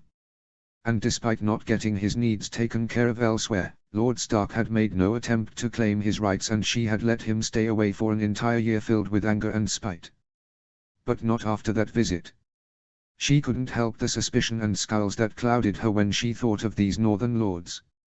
They were as likely to support the bastard over her son, the one who looked so much like a Stark but with his mother's violet eyes serving as a constant reminder of the woman her husband loved. For that alone, she despised the boy more than she did anyone else in the world. Her father had been right, if she were to secure her place she needed more sons. Lord Stark came to perform his lord's duties only when she requested it, as if it were some chore bedding her. And when he did, it was a different name that ghosted off of his tongue when he was inside of her. She could feel the way his hands tightened across her with disappointment, when he realized after blindly reaching for her that she wasn't his beloved Ashura Dane. It made her skin crawl. The Dornish woman's face flashed in her head with a smirk every time. "This is all only yours because of my pity," she seemed to say, and the thought infuriated her to no end. As if there was something wrong with her, as if she was the one who wasn't good enough for him. She too had been disappointed when she'd first laid eyes on him. The only similarity he'd held to his older brother were their eyes, and even those were as cold and unwelcoming on Ned Stark as this bitter wasteland she was now to call home. He was shorter, plain-faced and solemn, and no warmer to her now than he had been on their wedding night. What had her life come to? The embarrassment left her stung. Brandon would have never dishonored her so. She remembered the dashing, tall, and handsome Stark she had fallen for. He was as charming with his words as he had been strikingly handsome, and she'd cried the entire day she'd got word of his death. He'd been perfect. He'd have never let any of his lords act like they had. But now she'd have to deal with them herself. For Robb, she told herself, for his birthright. She would do it even if the only ones here she could really trust were the 7 mates who had accompanied her from Riverrun. Ashura Dane. She couldn't believe her ears. But the raven had come from the hand of the king himself straight to Ned. Jon Arryn had travelled to Sunspear with the bones of Luwin Martell, and Prince Doran had agreed to bend the knee. She didn't want to imagine how Oberyn was taking that. Before she'd left, he'd been stirring every lord south of the Red Mountains into declaring for Viserys. Perhaps, it was for the best that Doran's more delicate approach took over. Oberyn hadn't had the misfortune of meeting the arrogant, erratic prince who had reminded her far too much of his insane father. Not that it mattered, since Viserys Targaryen wasn't the rightful heir, even if they didn't know that. The Iron Throne was Jon's birthright. If it had been her ruling in Sunspear, in Doran's place, knowing only what he knew, she would have just had Dorne declare their independence from the other 6 kingdoms once more. It was only the Targaryens they had accepted, and even the dragons had never got the submission they came looking for. No, they had only joined the fold when bound by blood. Robert Baratheon, if he had an ounce of sense, wouldn't dare march his armies into their shifting sands. That would only mean certain death. The only chance he had would be by sea, blockading the entire Dornish coast and cutting off any trade to Essos. But even then she had her doubts it could be accomplished. The true strength of Dorne was their people. Ned had mentioned how hard it was to keep the unruly lords of the north in line. Well, in Dorne it wasn't just the lords. Even when the nobles had bent the knee to Daeron Targaryen after hostages were taken, it was the small folk who had kept the fight going, destroying supplies and killing soldiers. They had never had an abundance of resources to share, and she wouldn't doubt their resolve to make do with what they had, even starving to the last man if they had to before surrendering. But that was all moot, as they hadn't declared independence. It doesn't matter, she decided. It was good news in the sense it would make her job easier. An independent Dorne wouldn't be eager to ever come back in the fold, even with the promise of a queen, but she couldn't imagine a single Dornishman staying content with the usurper for long. They would lick their wounds, not have to worry for food or trade, and when the time came they would be ready for change. Let Robert Baratheon keep the 7 kingdoms in name, for now. Dorne still despised him. And if all she heard was true, the Reach didn't like any more than the North did. Still smarting over anything Targaryen, the king had increased taxes on the loyalist Tyrells as a means of reparations, and they were in little position to do anything but accept, however grudgingly. A knock from the Lord of Winterfell interrupted her thoughts. "Are you finding everything well? Did any of the lords give you trouble?" He checked in with her as all the northern lords had gathered in Winterfell for the fall feast. "Well enough. I hardly expected a welcoming of music and dancers," she told him dryly. "You northerners are a prickly bunch who prefer to keep to their own. I can respect that. It's not too different from Dorne that way, truth be told. I know how to handle them. Most of them respect you," he added, "respect your strength. I'm glad. It's better than the alternative." Speaking of which, she started looking at him curiously. It seemed to me they were giving you quite a bit of trouble today. He grimaced. Many of them made it quite clear how little they care for the new September at Winterfell.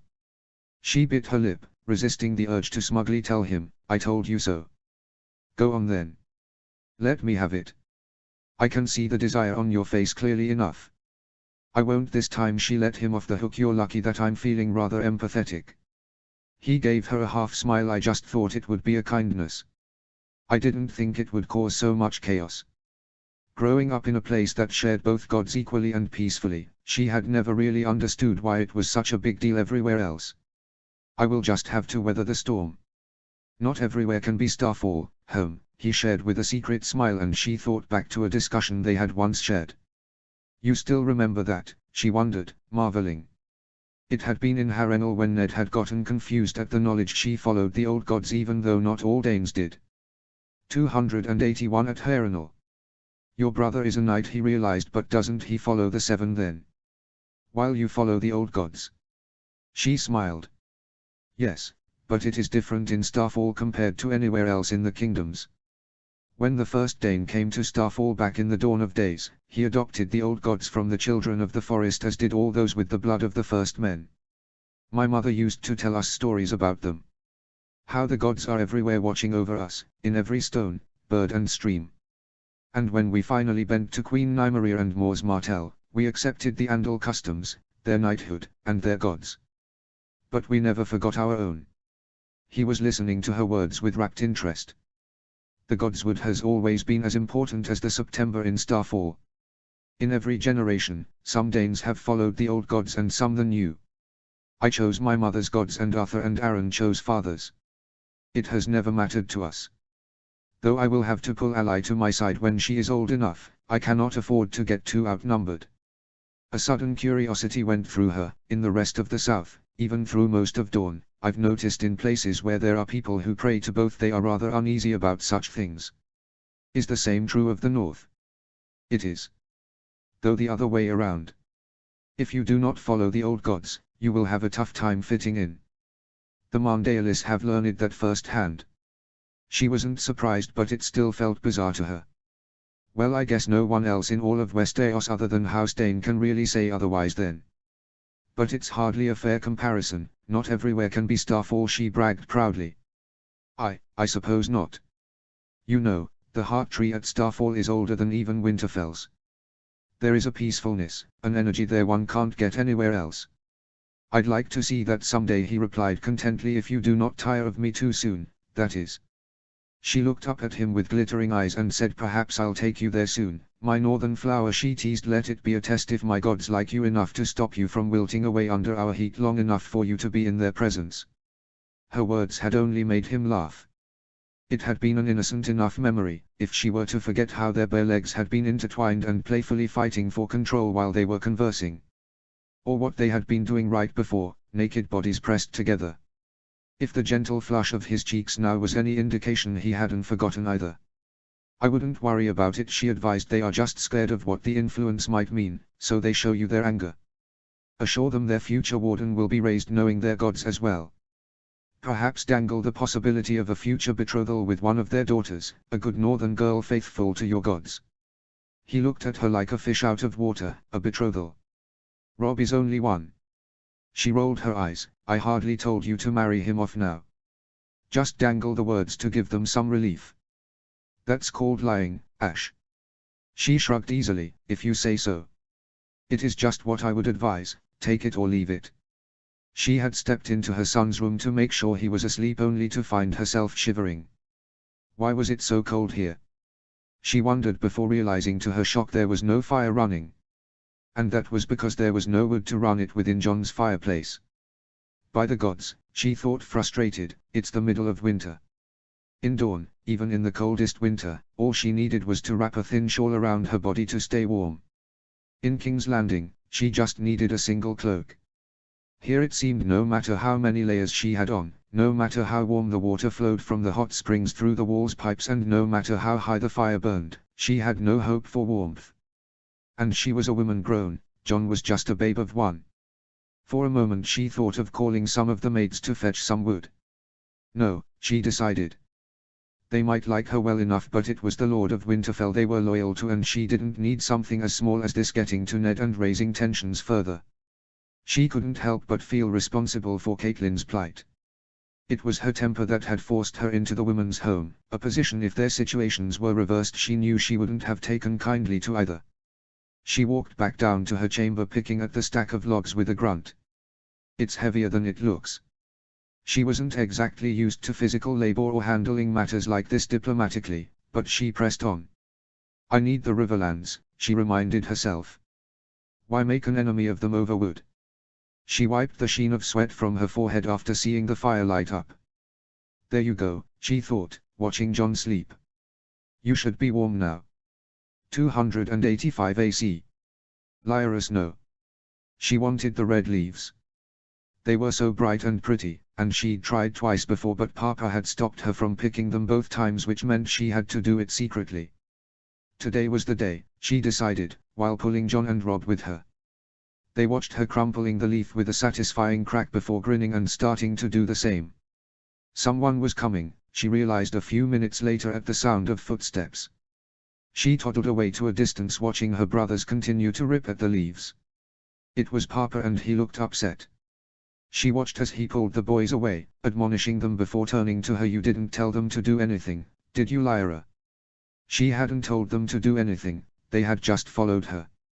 She blinked innocently, showing him her white-grey eyes. No, Papa. He turned to her brothers. You two should follow your sister's example. Papa told them before taking them with him. Jon and Robb only stared in confusion of why they were being punished. She nearly smiled before seeing Mama staying back, watching her with narrowed eyes. Oh. Ashera Dayne. Ashera walked towards her daughter and pushed back her sleeves to reveal the crumpled pieces of red tucked carefully away. Just as I thought. Every band needed a ringleader, and this one had Lyra's fingers all over it. You've got the entire castle all wrapped around your finger, don't you, my sweet? She shook her head lovingly, laying a kiss in the girl's hair. And only your brothers got in trouble for your shared crime. Her expression turned serious. You mustn't do that again, Lyra. The Weirwoods are precious, a gift from the gods. If you do, I'll tell Papa and he will be very sad you tricked him. Her daughter shook her head. Twimis, Mama. We will see, she thought. If she knew her daughter the next time, she'd just convince Jon to pick them for her. 287 AC. Ashera Dayne. There's still a hole in your shirt, she frowned. She had told the maid assigned to Jon, who magically out of all those in the castle had ended up being one of the 7 maids to come down from Riverrun, to mend it well nearly a week ago. Yet she had coincidentally had urgent business for the Lady of Winterfell pop up right after. The one thing the last years hadn't changed was Lady Catelyn and her puppets seeming to relish any small thing like this that they could do to inconvenience Jon at every turn. Wear a different shirt today, Jon. I will have this one fixed for you by tomorrow. Okay, Mama, he accepted obediently. She had never been the best with needlework, but she was still more than capable of fixing this. She pushed a bowl toward each of them. You will have to eat by yourself today, my sweets. I am going to be busy. I want that, her daughter decided, pointing to the freshly baked hot bread with butter and honey left on the other side of the table to see. I will let you have a slice, she allowed, after you finish what is already in your bowl. Lyra contorted her face at the egg white scramble, poking at the asparagus and peppers with thinly veiled disgust. But I want bread instead. Ashera promptly ignored her. I want both your plates to be empty by the time I'm back, or you will be in trouble, she ordered sternly before walking off. Lyra's no. Not fair. Lyra sulked, watching her twin gobble up his food. She knew he didn't like it either. At the very least he didn't like that he had to eat it all by himself, but he wouldn't say anything either way. She frowned at the mushroom stuck to the tomato on the fork she'd pulled out of her sword, then felt her mouth water as she turned back to the honey-coated bread. I'm not going to eat this. But she knew Mama was serious about punishing her if she didn't finish it before eating the bread. What could she do? She turned toward the now vacant seat at her side and Jon's empty bowl and felt a grin overtake her. Ashera Dayne. Ashera saw her son run to her in clear distress. I ate it, Mama. I ate it, he wailed. But it just came back. Don't get mad. What? Hush, John. Tell me exactly what happened.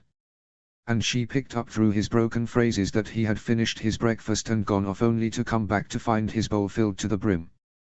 And she had a pretty good idea of exactly who had done it. What scramble? Lyra blinked at her inculpably and she found herself hesitating for a second. No little girl could possibly put on a poker face that good. Or could she? She looked back at John's teary face. He had never lied to her before nor ever disobeyed her as far as she was aware, so he had obviously eaten his breakfast. Yet someone's breakfast had ended up on his plate and it was a certain daughter of hers who had complained of eating it just this morning. I ate mine, Mama. See, she helpfully supplied the empty bowl. You said I could only have the bread when I was done. I can't tell if she's lying, she realized disconcerted. The spider had once called her the smartest of the princess ladies primarily due to her knack for detecting when someone was being honest, and yet here she was being bested by a 5-year-old. Maybe John had only imagined finishing it, she doubted momentarily. It wouldn't be the craziest thing in the world and it would explain how they could both be truthful. No, she thought instinctually, it had to be her daughter. But how could she prove it? You promise you ate yours, John? He nodded swiftly. And you are full? Yes, Mama. Okay. Then I will eat it. This one time only. That's not fair. Lyra cut in outraged. I had to eat mine and John didn't. Your brother says he ate it, sweetling, and he doesn't lie to me. One of the serving girls probably filled his bowl again by mistake thinking I'd left it empty, she replied nonchalantly. No, they didn't. No one else came here the whole time. They didn't, did they? Her daughter would have been smart enough to wait until they were away, but that didn't mean she had to know that. Perhaps you are right. But I did ask them to watch over the two of you at the beginning to make sure you had everything you needed, she lied. We can ask them if they saw John eating or...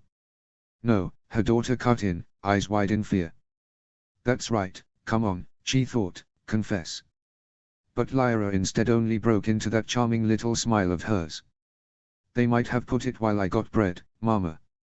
She offered, calling her bluff, and Ashura barely suppressed her disappointment. I can't just punish her with no proof at all. Very well. I guess it's settled then. This time. The bowl of desserts being passed around stopped short for once just before it reached her children. There are no more lemon cakes, the serving girl said apologetically. I'm afraid one of the other serving girls accidentally knocked over the jar. No more. Lyra looked horrified. Just the one, little lady. I started on some more, but they will only be ready tomorrow. It took all her willpower to keep her face expressionless. As if I don't know exactly what this is. She could even guess exactly who the other serving girl could be. And of course she would pick today. It hadn't taken Lyra very long to figure out she had her father wrapped around her pinky. And while she couldn't help finding that frustrating sometimes, in this case it proved to be a good thing. Lady Stark knew full and well the fuss the girl could throw if she didn't get what she wanted, and she had as little desire for Ned to hear of her shenanigans than Ashura did, which was a shorty if she got in Lyra's way. So while her daughter was normally free to get up to whatever she wished, Caitlin focused her hatred on John and herself instead. But today Ned was off on a 3-day trip, a perfect time for a little accident with no one any wiser. You can have it, Lyra. John said softly with a smile, pushing the treat towards his sister. I'm full. A brief look of satisfaction took her daughter's face as she bit into the sweet only to once more be marred with a scowl. But I want to, she demanded. Rob got to and so did Sansa, and she's just a baby. She pulled the girl into her arms. You mustn't get greedy, sweetling, she cautioned, smooching each of Lyra's chubby cheeks till she tried to squirm away. There are only so many good things one little girl should get in a single day or she will become too spoiled, she teased. You see, you still have another surprise waiting for you. You have been asking for a while and today I happen to have some extra time tonight to spend with you. Her daughter's eyes gleamed with excitement. You mean? Ashura grinned. Yes. You will get 3 stories tonight. Each, she added, turning to John. On whatever we want. Lyra confirmed eagerly. On whatever you want, she assured. Can we get a story from when you were in the capital? Her daughter pleaded. And I want one about Uncle Arthur. Jon added. I think I can find a story that has both. And it will be a really long one, so it will count as one from each of you. Both of them were too giddy to be disappointed in losing a story which her throat was thankful for after nearly an hour of storytelling. Let's see, have I told you about the Kingswood Brotherhood? They shook their heads. Well, years ago, there was a group of outlaws called the Kingswood Brotherhood who would stay hidden in the vast Kingswood just southeast of King's Landing.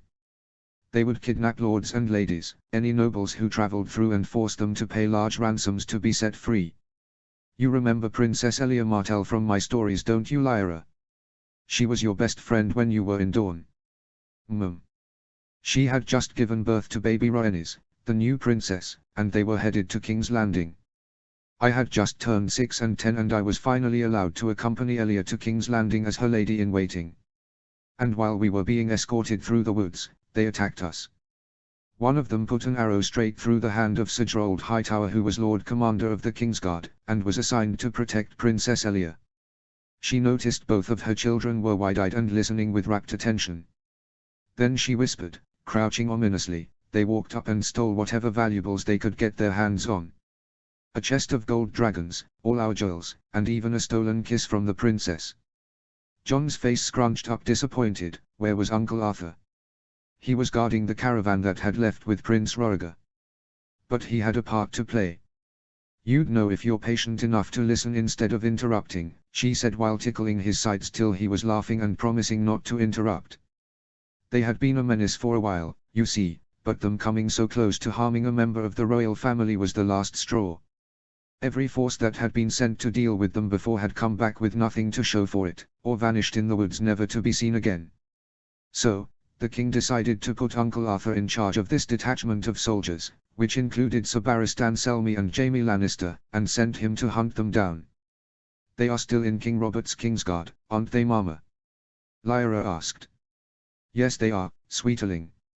How old was Sir Jaime? Jon wondered suddenly. She thought about it for a second. Well, he was about a year younger than me, so he should have been 5 and 10. I want to be a knight when I turn 5 and 10. I want to join the Kingsguard like Uncle Arthur. Ashura pursed her lips. No, you won't, my sweet. You are destined for far greater things. Why would you want to do that? You could be anything, she suggested, trying to steer him to a different path, a scholar, a lord, even a king. Lyra's brow scrunched in confusion. How can Jon be a king? I thought there's already a king. She shrugged, pinching her daughter's cheek. Anything can happen, Lyra. And you and your brother can be anything you want to be. But I want to be a Kingsguard knight. Jon insisted stubbornly. I want to be just as brave and good as Uncle Arthur. She ran her hand through his curls and sighed. You don't have to be a knight to be brave and good. They are just oaths, Jon. If you want to do good, you have to be good. In fact, joining the Kingsguard just makes that harder. You will swear to obey a king and do what he wishes no matter what your own conscience tells you. He thought hard for a moment. I guess I won't be a Kingsguard. But I'll still be like him, he decided. Papa said Uncle Arthur was the finest knight he ever saw. That he was everything a knight should be. She gave him a sad smile and kissed his forehead. You will be the most chivalrous man in all the 7 kingdoms, I'm sure. Now back to the story. Where was I? That's right. Uncle Arthur led his men into the Kingswood in search of the Brotherhood. But they were being sheltered by the small folk who lived there. Why would they do that? They were bad men. Jon asked, confused. Well, there's a lot of people out there who aren't very good, as I've told you before. To know who a person truly is, you must see how he treats those under him. Because they can't fight back. Sometimes the royal forces would steal from the peasantry, just because they knew there was nothing they could do back. They didn't treat them very well. That's not fair. That they couldn't fight back. No, it's not fair. But it happens. Sometimes nobles can take advantage of their power, they can lie and hurt people under them. They felt the Brotherhood were the only ones protecting their rights, because the Brotherhood would give them some of the spoils after attacking and ransoming the nobility. So now Uncle Arthur was stuck. Other forces in the past had tried questioning the small folk, even setting fires to draw them out. Meret Free suggested that the only way to know for sure that the Brotherhood were taken care of since the small folk were protecting them was to put everyone in the forest to the sword. What would you do, if you were Uncle Arthur, John? Her son furrowed a hard look of concentration on his little face. I'd bring all the people who they stole from so they can point out which ones stole from them. That's not a bad idea. But you have to remember they weren't very easy to recognize. It was dark in the King's Road and they usually covered their faces. And most nobles don't care for the small folk, it wouldn't matter to them who ended up dying in the process as long as they got the safety they wanted. So what did Uncle Arthur do? First, he made sure to pay the small folk for the food they had eaten. He listened to them and heard what they had to say. Then he brought their grievances to King Aeus and petitioned for their rights. He made sure the royal forces paid for any items they took from the peasantry. He expanded the grazing lands around their villages, and even won them the right to cut a certain number of trees each year and take a few of the king's deer during the autumn. He got the allegiance of the forest folk by doing more for them than the Brotherhood could ever hope to do. And without the protection of the forest folk the Brotherhood were open to hunt. John looked impressed. Then what happened? Lyra asked. She leaned in close to her daughter. Uncle Arthur took his knights to their secret camp, but the outlaws didn't flee. The strongest of them, their leader, was called the Smiling Knight. She whispered. He was a madman, cruel and with his own code of honor, but what made him so scary is he never knew fear. Even when Uncle Arthur drew dawn, blindingly brightening the dark cave, his only response was a cruel smile. Then they fought? John asked, eyes twinkling with excitement. Yes. Strike for strike they went until the outlaw's longsword had so many notches Uncle Arthur stopped the duel to let him fetch a new one. The robber knight was covered in cuts, but he picked up another and remarked darkly that it was dawn he wanted. So Uncle Arthur told him, then you shall have it, sir. And the Smiling Knight never smiled again. Her children grinned at each other in awe as the story ended. Mama, how did Uncle Arthur die? It wasn't the first time he had asked, and she had decided they were too young to know the full truth. She didn't know how to tell them it was the father they loved so much that had done it. It seemed too cruel. That didn't stop John from continuing to try his luck. He died serving his king, she told him, just as she had many times before pulling both of them into her grip. Now I think it is time for both my little stars to get some sleep, she said, causing them to groan simultaneously. John Snow. He was heading to find Rob and Lyra only to bump into one of the maids. Where are you off to? She questioned. To play.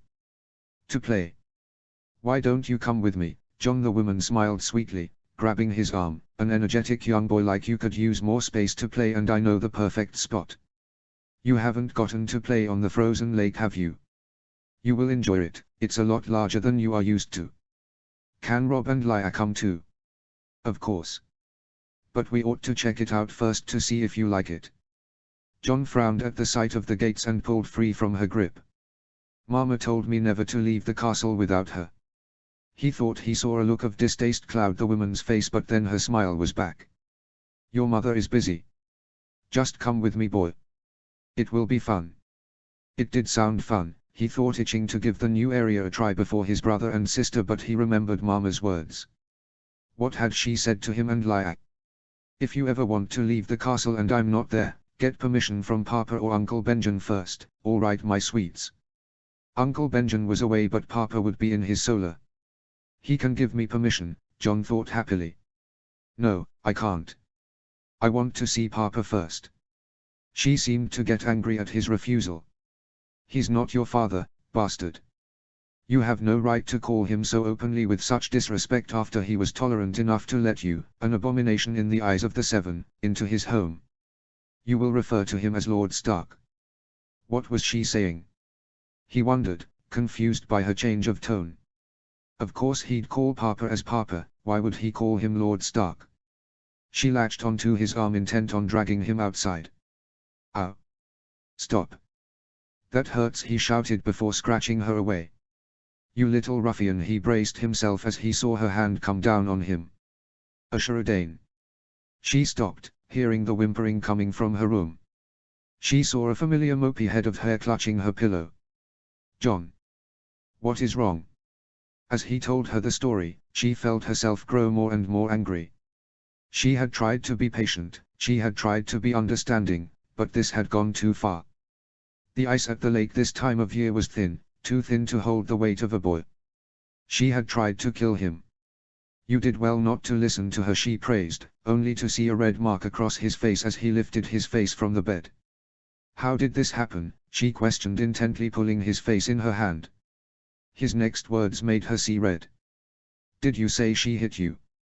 Her son only looked down at the floor. Come, she ordered, pulling him by the hand till they were standing in front of a group of maids. Who was it, John? She questioned as he pointed the culprit out. As she laid the accusations out, the woman had the audacity to deny any wrongdoing.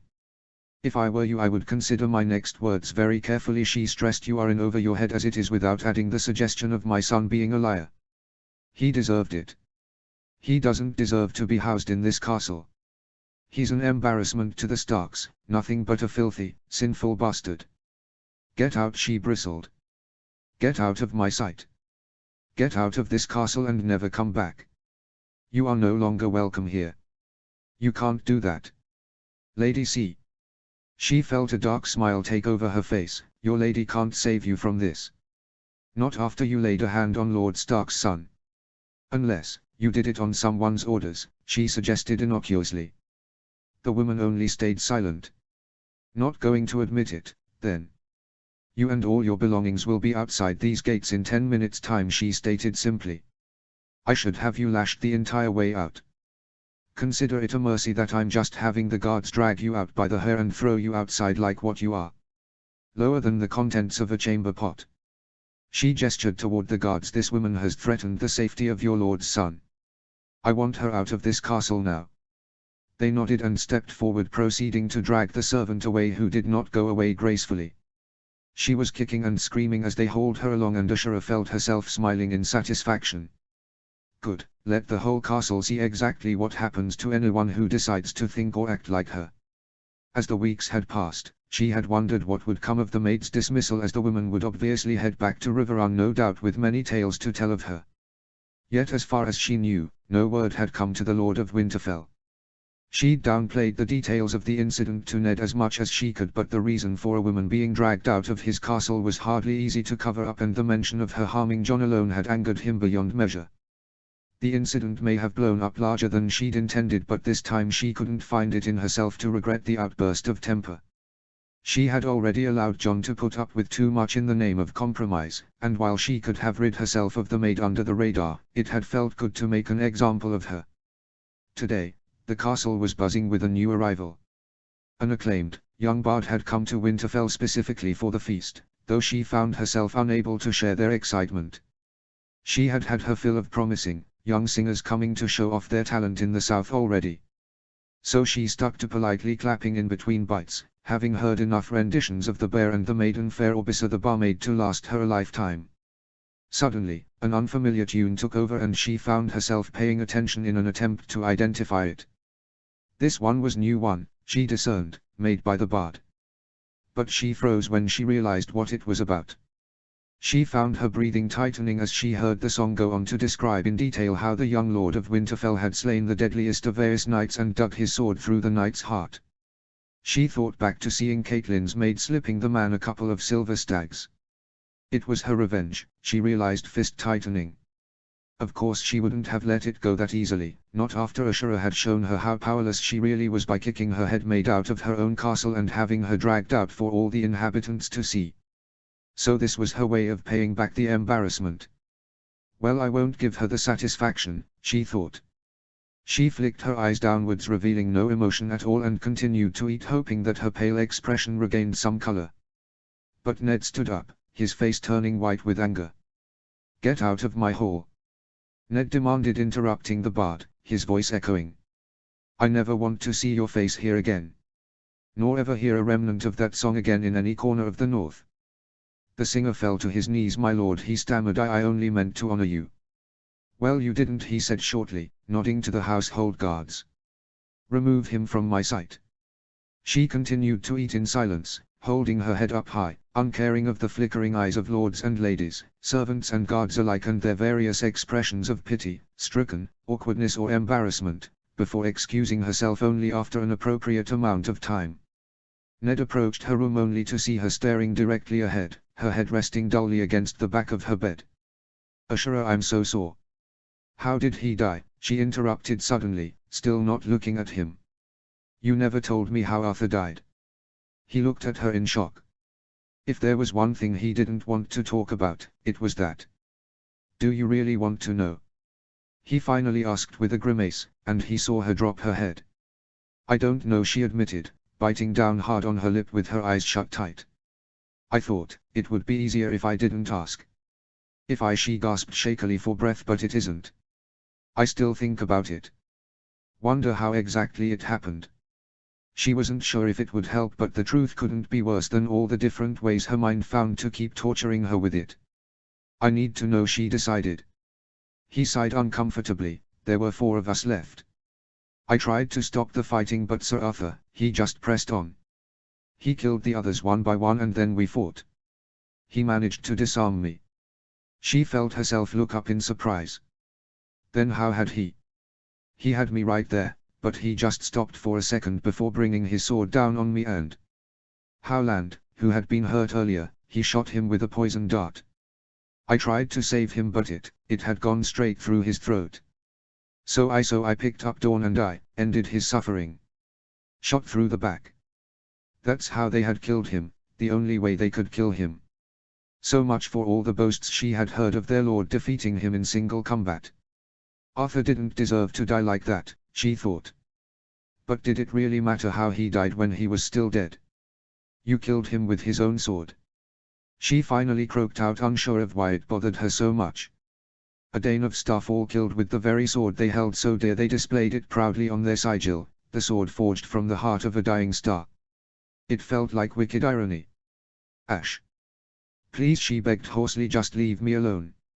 She hugged her knees stiffly. He looked at her pained before trotting out. It had been nearly 5 years, but the emotions she had buried still pierced her as if it were yesterday. She hated it. She hated feeling this way. You promised you would always watch over me, but you left me, she screamed up to the sky.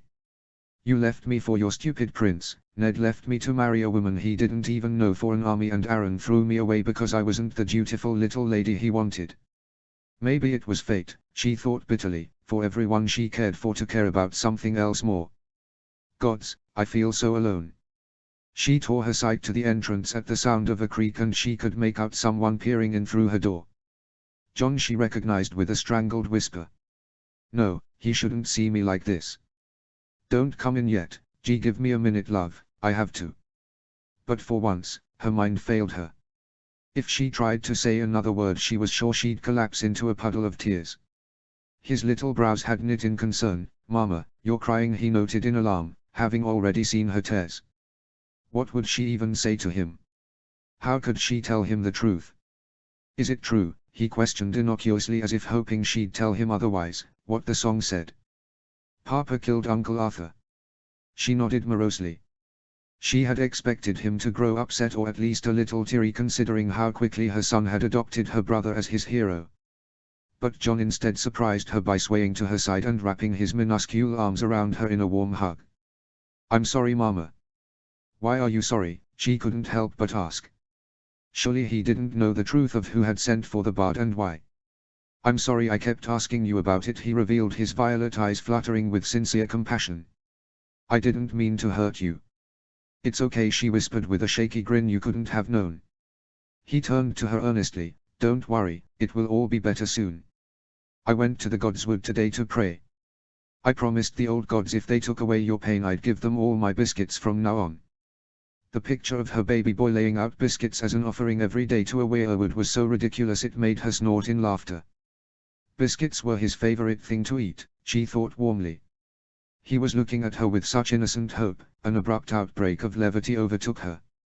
You know, John, she sniffed with a watery giggle, I think they might have answered your prayers. Her son gave her a shy grin, climbing up the bed to curl up at her side just as her daughter bounded in, an empty silver platter in her hands which she guessed wasn't supposed to be empty. Lyra, John cried anxiously. What happened to all the cream cakes? They fell. Lyra informed her brother with a pout. I was bringing them up and the stairs tripped me. Her daughter even made a show of glaring at the direction of the aforementioned assailant. "The stairs tripped you, did they, sweeterling?" she cut in, fondly wiping the crumbs stuck to the girl's mouth. "They did, mama," she contended before her cheeks pinkened in realization, and she gave a dainty smile instead. "At least for some of them." Soon she found herself laughing till her ribs hurt from the effort, John and Lyra smiling on each side of her. "Perhaps, you are watching over me after all," she thought, feeling an odd calm spread over her. "I don't know what I ever did to you to deserve that, but I thank you for it," she said, slipping into Lady Stark's solar. Caitlyn's surprise showed on her face. "What? You didn't think I'd find out you ordered your servant maid to invite the bard to play that song?" "Well, I did. I've lived through the court at King's Landing. I'm afraid your attempts at secrecy and subtlety are about as obvious as a child's in comparison." She could see the woman turn sallow at her revelation. Good, she thought viciously, at least she knows what it could mean. Not that she was actually going to go through with it. If anything, it only made her pity Lady Stark more. A grown woman so insecure and jealous of her position that one victory by Ashura in overriding her authority only for the sake of her child was enough of a prompt to resort to such petty retaliation. Still, while she held the card, "Your maid tried taking John out to the lake. A little boy who cannot control his movements on the thinnest layer of ice that we will see this year, a combination that is almost certainly an accident waiting to happen." A skeptic might even suspect that was the motive. Unless Caitlyn Tully was a far better actress than Ashura had given her credit for, which she very much doubted, the surprise in her eyes made her fairly certain the lady hadn't known of that detail of her servant's plot. Lucky for her, because if she had been, Ashura would have made sure she never had the chance again. Still, that didn't excuse her behavior. Even if she hadn't ordered an attempt on his life, she had done plenty to torture the poor boy the last few years. And it was her treatment of John that enabled her servants to act out too. "Well, no more," she decided. "That is why I threw her out. And now that I have evidence of what you've done, the next time you attempt a stunt like that or ever dare try to discipline John without my permission, I'll tell Ned everything." Lady Stark looked worried before she turned her nose. "I am his wife. He'd believe me." "Are you sure about that?" she challenged, unable to help the smirk at seeing the uncertainty enter the woman's eyes. "Regardless, you are a fool if you think it will ever come to my word against yours. Do you think Lord Stark will not take his brother's words into account? Or the staff that work here? And then you will be the next one out. I don't want your husband and I don't want your position either. But I will do what I have to do if you make me." She paused, letting the words sink in, her breathing still heavy from anger. "If you need someone to fault, blame me. I am the harlot who seduced your husband, after all. It is my fault that we have been forced to share this castle. But John is innocent. He did not ask to be born. He did not ask for any of this. So if you know what's good for you, leave my son alone," she hissed, before leaving the Lady of Winterfell to consider her words. 288 AC. "I can't understand why you put up with it," Benjen asked, exasperated the maids and guards. "These are Northmen. It is Ned that pays their wages. They love John and Lyra as much as the other children, and they sure respect you far more than they do Caitlyn Tully. One word to Ned and he'd get rid of those 6 underlings of hers, Lady Stark purposefully assigns to make your life miserable." She rolled her eyes. "Because it is not worth it, Ben. Shall I tell you what Caitlyn Tully is? I've seen her type often enough before. She's a cat who, distracted by the little ball of yarn, lets all the mice through to enjoy the cheese. Let her enjoy this fantasy of power she thinks she holds over me. I can take it. While she does, she is not bothering John." He pursed his lips. "I get that. But she doesn't have to be able to bother anyone if you just let me give Ned the names. The only power she even has here is assigning the household staff. Because as long as I know what she is up to, I can ensure she can't get in my way. And as long as she isn't in my way, I don't need to make an enemy of half of the Riverlands." Ever since she'd threatened the women against bothering John, her little posse of maids had turned their focus to just her, which suited Ashura just fine. But she could hardly tell Benjen that. "Tell me, when Ned does get rid of them and she loses any illusion of power she once had, what is to stop her from trying something more bold as she grows more desperate?" "Something we don't know," something we may be too late to predict. It is hardly a secret how much she despises my son. You think she'd try to kill John again? He had been so furious, when he'd returned to hear of the maid who had tried to get John outside onto the lake and the subsequent tale of the Bart. She had barely been able to stop him from storming to Ned Solar and demanding Caitlin be sent back to her father in shame for an attempt on John's life. That would have proven disastrous. It was one thing for Lord Tully to dislike John and her, and a completely different thing to actively make an enemy of him. The latter of which she had no intention of doing. Even if their blood through Rob would become the future Lord Paramount of the North, she'd rather not do anything to risk the Riverlands and the Vale both turning to the Stags. I don't know what she'd be willing to do, and I don't intend to find out. Trust me, if she crosses the line I will be the first one to make sure she wishes she'd never met me for the rest of her life. He shivered at the glint in her eye, but dealing with a little missing firewood and a few clothes that need to be sewn are hardly worth complaining about when it keeps her exactly where I want her. The stars always rise above all, Ben, and so do you. He finished shaking his head. She grinned, half surprised he hadn't rolled his eyes like he probably wanted to every time she used that phrase. So you see then, it is really her who is stuck in my trap. He found himself smiling. You can be as frightening as the others when you want to. She looked pleased. Why, thank you. Notes. A bit of a filler chapter with various smaller scenes from different years in Winterfell geared more for some character development and setting the stage for future action. Next time, we get more plot advancement with an introduction to the Greyjoys' rebellion and the first of Ashura's major schemes. Thanks to everyone for reading and hope you guys enjoy this chapter. Feel free to offer any comments, suggestions or constructive criticism as long as you keep it respectful. I love hearing all your thoughts and appreciate all the support I've gotten so far. Chapter 5, Lord of the Moat. Notes. Just to give some additional context, these are the ages I had for the characters as of Harrenhal. 253 AC Arthur Dayne 29. 256 AC Elia Martell 26. 258 AC Roriger 24. 263 AC Ned 18 Caitlin 18. 265 AC Ashura 16. 266 AC Lyanna 15 Jaime 15. 268 AC Benjen 13. 272 AC Dacey 9. So as of the present in 289 AC, Ned and Caitlin would be 26, Ashura 24, Benjen 21 and Dacey 17. See the end of the chapter for more notes. Chapter text. 288 AC at Winterfell. Ashura Dayne. Ashura shut the heavy leather-bound cover on the book she was reading, a 100-year-old analysis on the changes in fertility potential of every acre of soil in West Eos. Whichever poor souls had had the misfortune of working on it certainly hadn't made the book any more interesting than the topic suggested it would be. Still, it had to be done, she thought as she placed it alongside the other titles. Topography maps, historical discourses on the houses of the North, she'd gone through it all over the past moons.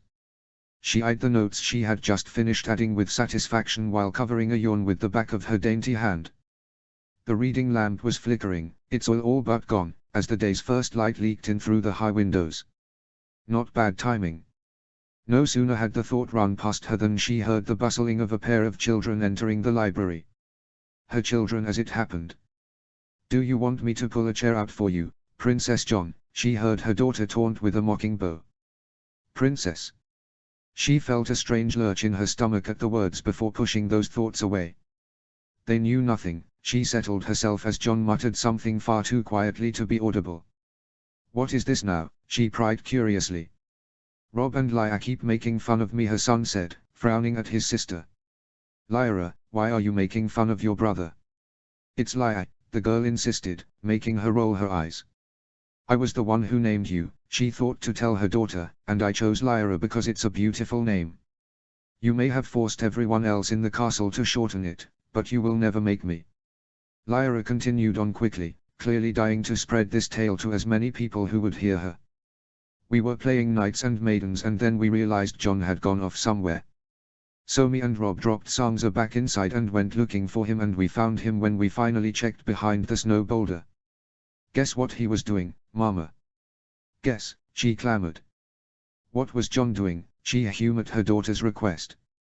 He was kneeling in front of a frozen puddle and twirling his hair in his hand, and then he took some and kissed it and shook it back like this. She proceeded to act out each action of her undoubtedly inflated tail, complete with a slowed down flicking of her hair back and forth before she erupted into giggles as if it were the funniest thing in the world. Ashura bit her lip, barely able to contain her own laughter. "I did not kiss my hair," John cried in his defense, "and I told you I was taking the snow out of them." "And what's so wrong even if he did?" she defended. "Your brother has the loveliest curls I've ever laid my eyes on, why should he not admire it?" Lia smirked. "Admire away, lovely princess," she finished with a whisper in his ear. "Mama," he hissed with a blush, "you are making things worse." She shot her daughter an unimpressed look, and the girl finally turned to her brother, chagrined. "I'm sorry, John. We were only japing." He smiled, accepting her apology. "It's okay. Come on, we have to go get iced cream from the kitchens and then we can go visit Arya." A impish glint entered Lyra's eye. "Last one to the kitchens really is a princess," she yelled as they both scampered away in a hurry. Ashura shook her head with a smile, watching as their backs grew smaller in the distance. She was glad to see the two of them back to causing mischief, and more so to see Lyra finally come around to her youngest sister's presence. She remembered the talk she had shared with her daughter just 3 weeks ago on the very subject of the new baby Arya Stark. "I don't like her," Lyra decided, and Ashura regarded her curiously. "Why do you say that?" "She's boring. All she does is poop and scream and sleep." She grinned. "So did you once, love. And you were even louder and poopier." Her daughter seemed torn between being proud of having been better at said things than her sister or taking offense at her betrayal. "Take it back, Mama," she demanded. "Why should I?" she responded easily. "It is true." Lyra grumbled angrily and turned away from her and Ashura aside before holding out her hand. "What is really wrong, darling?" "She stole John," her daughter finally burst out indignantly. Teensy lip twitched into a skull. "He's always with her now. He loves her more than me." She paused, deciding how to deal with this. It was true that John had been rather enamored with his new sister recently. No matter how hard she tried to shield him, he had understood a part of the hate he dealt with was because of how he looked. Like a Stark. Lyra had taken after her, and Robb and Sansa after their mother, and John had felt the difference glaringly. But little Arya looked like him, and she could hardly begrudge him finding the little comfort he could in that fact. "John loves you so much, Lyra. Never doubt that. You know, just yesterday he came to me with his share of those cream puffs I gave you just because he knew how much you like them. Just because he loves Arya too, doesn't mean he stopped loving you. Love can always only make your heart grow larger, my sweet." Lyra looked slightly abashed, but she was too used to being the center of attention to be satisfied so simply. "But I don't want to share him. He's my twin. Mine. I want her to go away," she yelled, lip wobbling. "You mustn't say that, Lyra. Ever. What did your baby sister have to do with that? It is not her fault that John chooses to sit by her crib. And regardless, Arya will need you as well, you know. To protect her and to show her as her big sister what she needs to do." She pulled the girl onto her lap. "It's not easy. But you are the eldest of your siblings and you must always look after them all. Can you do that?" She nodded with her head downcast. "I'm sorry, Mama. I don't really want her gone. I love her too. I just want John to play with me again." "He will," she assured. "I promise." John and Robb had their own special relationship, being the only two boys, and ever since they had been able to walk they would go off spinning and slashing with sticks in their hands. But Lyra had never minded those exclusions, as she not only cared little for their little spars but also got to privatize some time alone with her father out of it. Another sister getting any attention apart from her, though, that had been a revelation too far for her daughter's pride to handle. But now John had drifted back, just as she knew he would, and they had obviously come up with some compromise on their own of how to spend their time. A little humility would do the girl well, Ashura mused, and learning how to share the castle's attention with her siblings would prove as good a way as any. As it was, now she could turn her attention to bigger concerns. She looked back to the notes in her hand. If John were to be king one day, he had to start somewhere more than just a bastard of Winterfell. He needed a stepping stone, a way to build a name and respect by his own merits in addition to his claim. A lordship. She had been poring over any material she could get to find what would make the most advantageous holdfast that was still available in the north.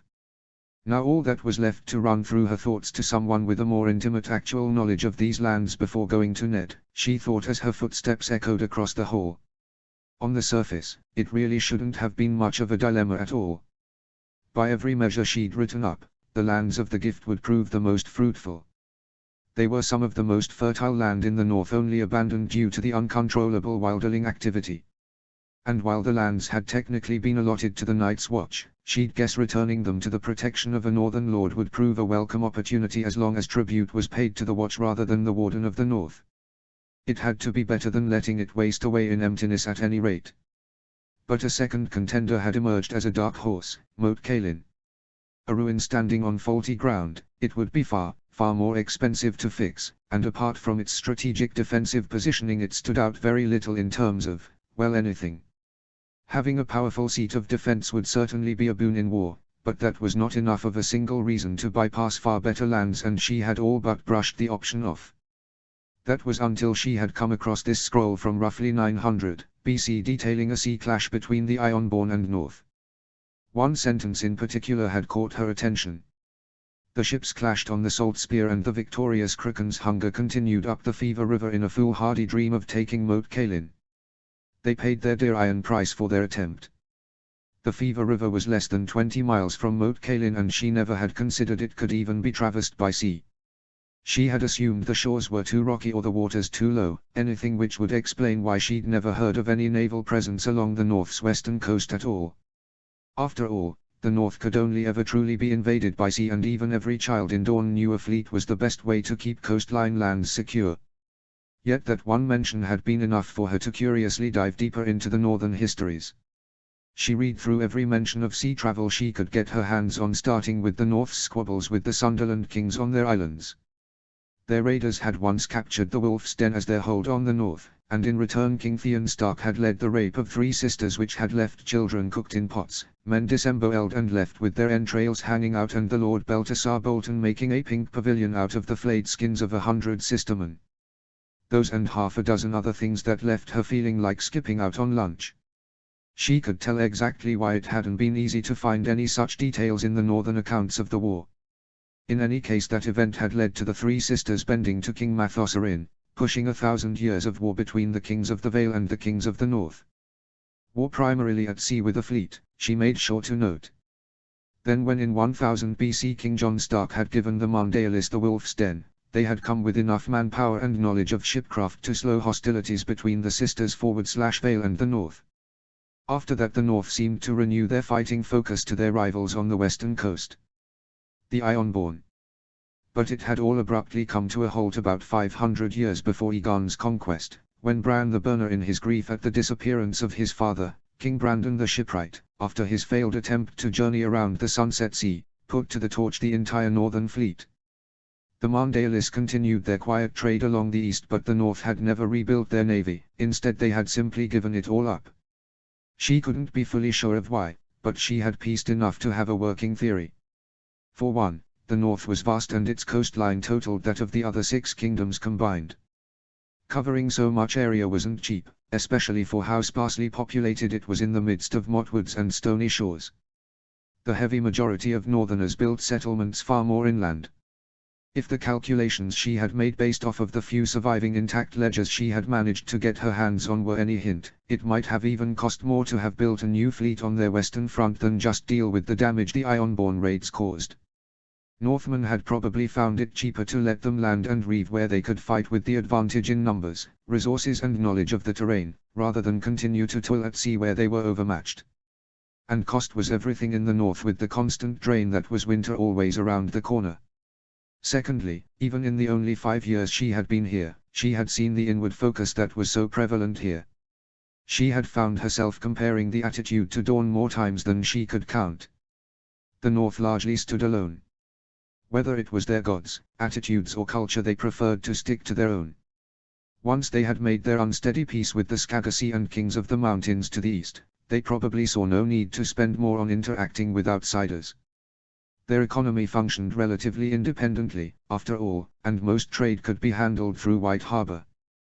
which made enough sense. Yet, then Egon the Conqueror had come and united the kingdom under the dragons, leading to 300 of relative peace, and still no fleet had come. It wasn't like they had to worry about the unruliness of the Ironborn that lay between them and the other trading hotspots after that. Northmen weren't quite as political as Lords of the South, not when survival was their primary concern, but she knew most of them were no less ambitious. So the question was why? If there was nothing she was missing, it was a missed opportunity, plain and simple. One she'd be happy to rectify. At Starfall, trade was what she knew well.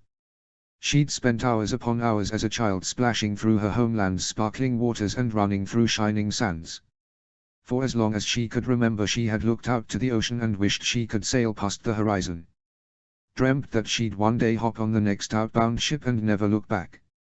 She'd go where the current took her and sail with the passing tide, see all the wonders that awaited her. She pushed the nostalgic feelings away. She may never have got the chance, but that hadn't meant it hadn't been useful.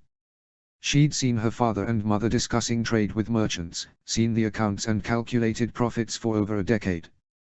The one thing she could say with certainty from what she'd learned in that time was it was just about impossible to be a real economic power without a strong naval presence.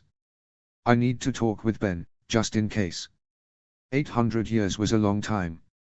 Who knew what changed? She knocked, finally reaching the outside of his door. "Morning, Ash," he offered with a yawn. "Did I wake you?" she said apologetically. "I am sorry." "It's all right," he waved her off. "Those 4 nieces and nephews of mine kept me up longer than I am used to last night."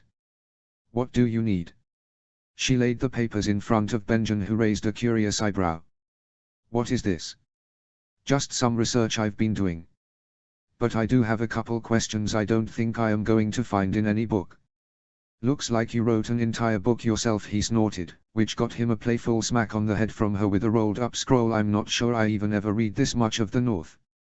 "How much experience have you had traveling across the North?" He hummed in thought. "I didn't leave Winterfell much at all when we were young. So, I suppose just these excursions for Ned the last 5 years." Benjen had been taking tours in Ned's name to his various Bannerman's households to ensure they didn't have any complaints, as well as check that the king's peace was being kept. "You've been to Moat Cailin, right? What's the land quality like?" "I've passed before it. The south is too swampy to do anything at all. And the north of it. The soil is too poor to grow anything but grass. You will see some wild herds. Horse, goats and sheep, and a couple villages who live off them. More like tribes really. Still just as the scrolls described, then. Have you ever been to the east and west ends? To the shore?" He shook his head. "I'm afraid not. Never had a need for it."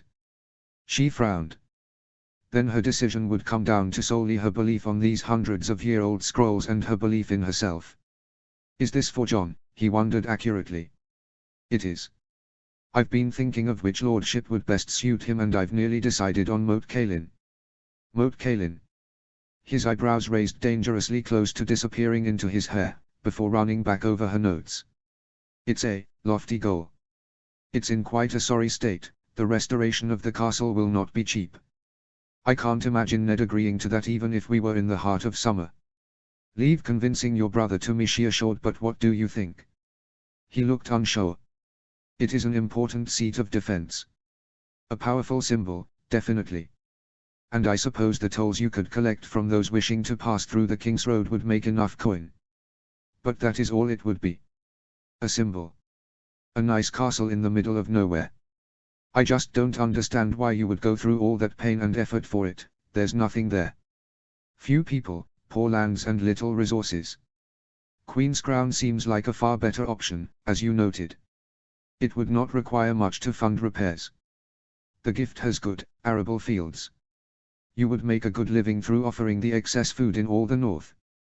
All you would have to worry about is keeping the wildlings out, and they truly cannot stand up against even a few half-decently equipped men. And now that summer is here, we should have no problem convincing men to come north when there is opportunity." It would be easy, she agreed to herself. It would be the safe play. It would make John a steady lord, if an unexceptional one.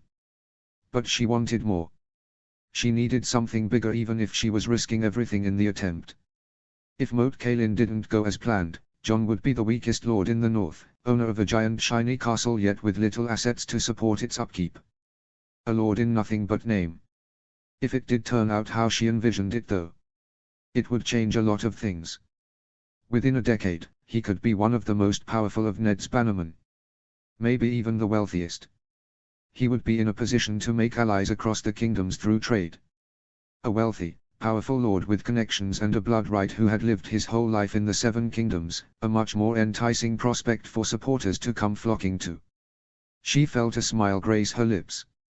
She started explaining her plan for starting trade in detail and the rest of her thoughts on why it had gone out in the first place until he nodded in acknowledgement. It's all pretty accurate, he agreed, and Bear Island and Cape Kraken, the Ironborn's favorite targets, were too far apart for any fleet to patrol well. But there is a reason, no trading ports opened on the western coast after the conquest. When winter comes, the rivers freeze over and the snowstorms hit, making sailing quite dangerous and costly. I believe we were losing 1 in every 6 ships at one point. The weather, she thought to groan, feeling her built-up jubilation drop like a rock. It had all been lining up so well too. He must have seen her dismay as he added, that's not to say it has to stay that way.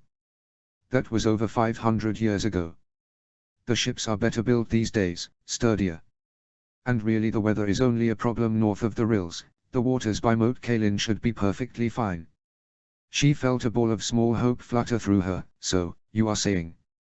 I think it can be done, he confirmed. A port at Moat Cailin should be perfectly fine when trading with the south.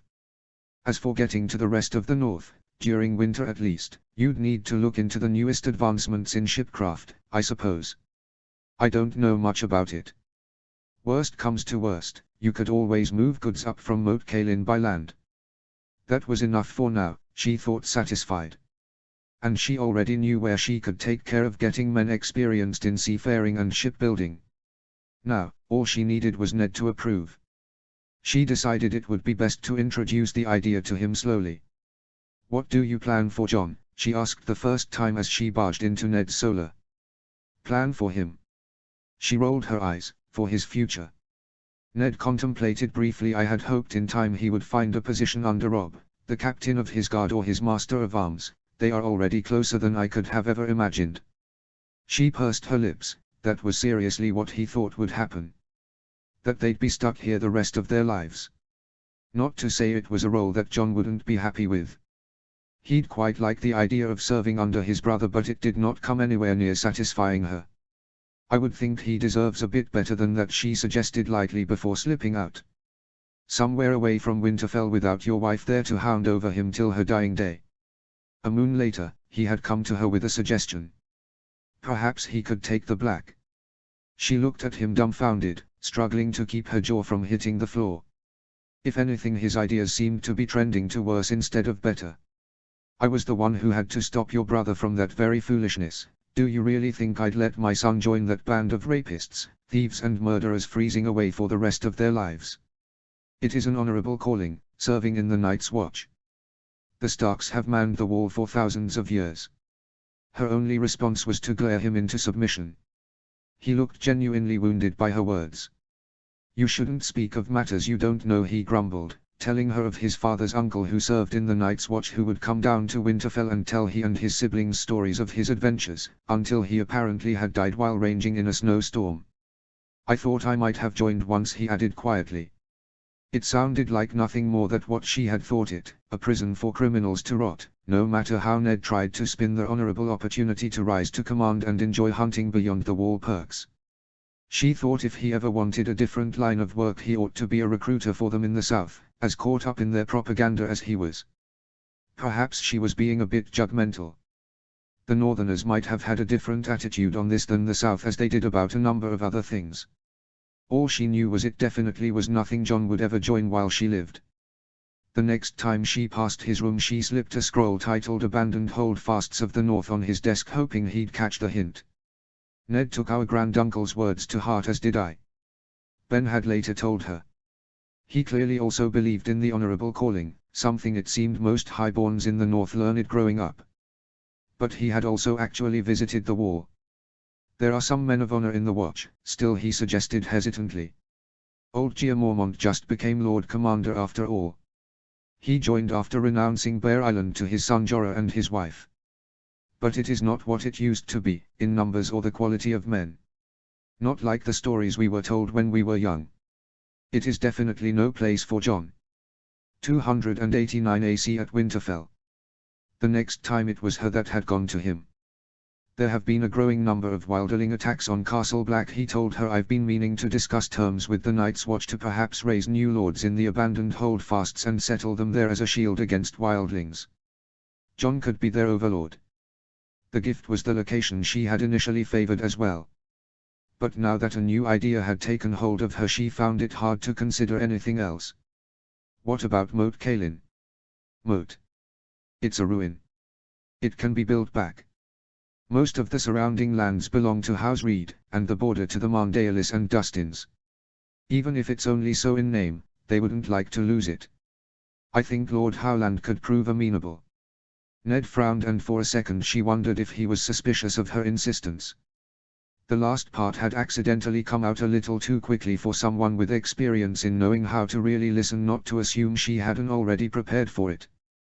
But he just shook his head. Even if he were, the expenses would require a large loan from the Crown. Robert and the South will consider it a move of aggression, fortifying the greatest stronghold the North has ever had, especially in a time his reign isn't yet secure. You already know we didn't exactly part on the best terms, not to mention he's hardly going to be waiting to help bestow a lordship on the son of a woman he cast as a traitor. Don't you dare turn this on me, Ned. Yet it is still you who claims him as your friend, when he will not even help with the costs of your own son's future. I certainly wouldn't call anyone like that my friend. Ash, it's not that simple. He's a king. Don't, she interrupted. It's nothing but counting coppers, that is what it is. He scoffed. Counting coppers. Do you know how much something like that would cost?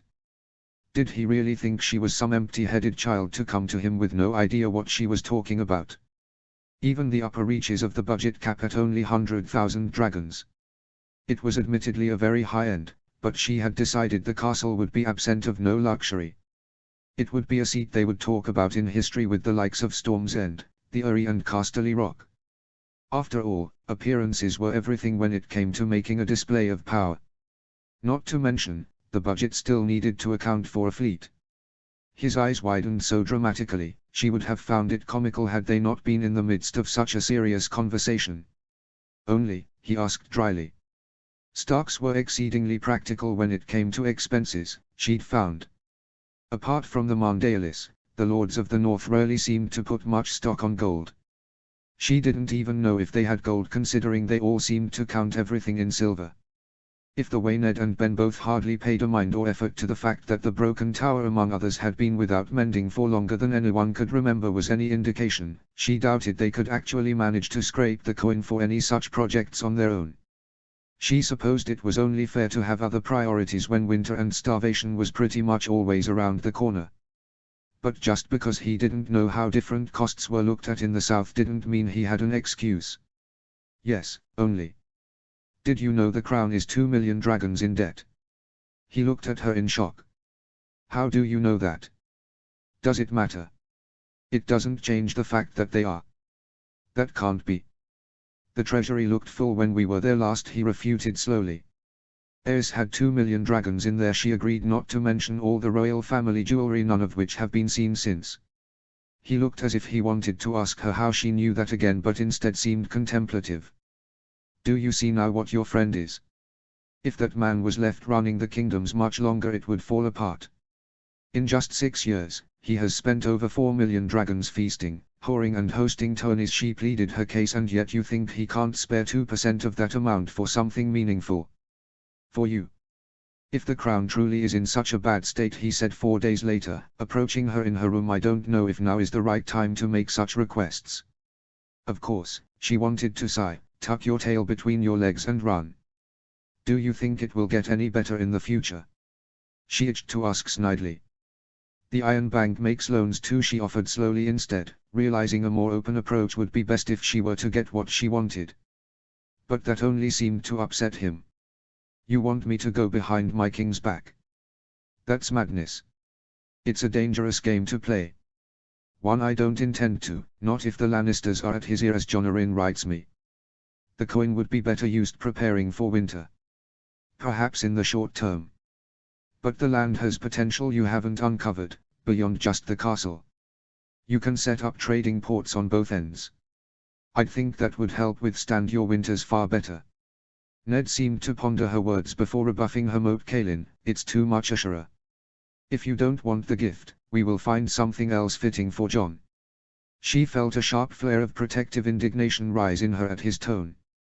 As if Jon was just some burden for him to bear, as if he deserved any less than Robb or his other children. Too much. That's too much for you, she scoffed. I did not come here just to be turned back from what I need empty-handed. I came here to give Jon Moat Cailin, and I will. I just meant. I don't understand why it is Moat Cailin you wish for so badly. It will just draw unneeded attention, and for what? What does it have that the gift doesn't? Wars needed two things, gold and real support. Jon needed to build relationships with other houses not in the north, and he needed to be able to support the costs of a war, maybe even the expense of additional armies. Neither of which he could do from a little farming all the way up in the gift. He needed a true seat of power, and a base where he could start trade would be the easiest way of accomplishing both of those at once. Moat Cailin could help knock out both birds with one stone. But she could hardly tell him that. It will have trade. And I don't understand why you are so against it. He sighed. For a start, it will only make things tougher here, it will only inflame Catelyn further. A project of that stature and expense, it will attract attention and raise heads even in the south, and this after Jon is already to be a lord. You know how she can be. I don't wish to attract any more attention to. He continued on with his reasoning, but she tuned him out in her anger. I must have misheard. Surely, he hadn't dared to say what she thought he had. He was turning away what was best for Jon because of that woman. Never. I will never let her take anything else from him, not as long as I breathe. All because she wouldn't take kindly to it. You know how she can be, he said. Yes, Ashera knew very well Catelyn could be a jealous bitch. I just don't care. The woman had spent the last 5 years trying her hardest to make Jon's life a living hell, and she'd had enough of it. In case I must remind you, you took everything from me, she hissed. Do you know the dishonor it brought on my house when Elia had to publicly dismiss me as her lady-in-waiting? All to get me away from the capital, for you. For your promise of marriage, that you broke. For an heir I thought I was giving you, that became a bastard. All only for my brother to die, by your hand. Is that too much for you, or do you want to hear more? She squeezed her eyes tightly shut. And for some inexplicable reason, despite all that, a part of me still loves you. He looked at her, grief and anguish upon his face. Ash. She looked at him, eyes burning in fury. Jon and Lyra are all that's left to me, and I will not let them know even the slightest discomfort, nor settle for second best. I will not rest till I have given them the life I know they deserve, not when I can help it. Trust me on that, Eddard Stark, she claimed while jabbing a finger into his chest as a woman scorned. You will make Jon, Lord of Moat Cailin, a worthy seat for him. If you shall not, she threatened, and it is only your wife's wishes you care for, I will return with my children back to Dorne. Even if my brother despises me, I still carry the blood of the Danes, and he is bound by his precious honor to help me. Then I will seat Jon in the finest castle halfway between High Hermitage and Starfall myself. He looked at her flabbergasted. You can't. Ash, you are a ward of Winterfell now. Robert would kill you. I don't care, she hissed, enunciating each word just to ensure he could see she meant it. My life is hardly a heavy price to pay to ensure my children get what they deserve. But what your king doesn't know can't hurt him. She saw Ned's jaw tick in anger, whether it was because of the situation she was forcing him into or the danger she threatened to put her life into, she couldn't tell. Good, she thought at the intensity of his eyes, you feel something at least. If you don't like my plan, she interrupted his next protest, there is an easy solution I have already given you. Grant my son the seat he deserves. The Iron Throne. Moat Cailin. I think you owe me that courtesy at least, if you are truly as sorry as you always claim to be. My lord. A man entered nervously. She pulled back dispassionately, as Ned attempted to calm himself down. What is it, Jory? A raven from the capital. The king has summoned all his banners. His forehead crinkled against who? The Greyjoys are in rebellion, my lord. He nodded tiredly. Very well, I'll be there in a minute. He turned back to her. About your request. It will not be easy, but I promise I'll try my hardest to get it done. Truly. Just give me some time, Ash. Don't do anything hasty. Benjen Stark. I'm not going. Ashura looked puzzled at that.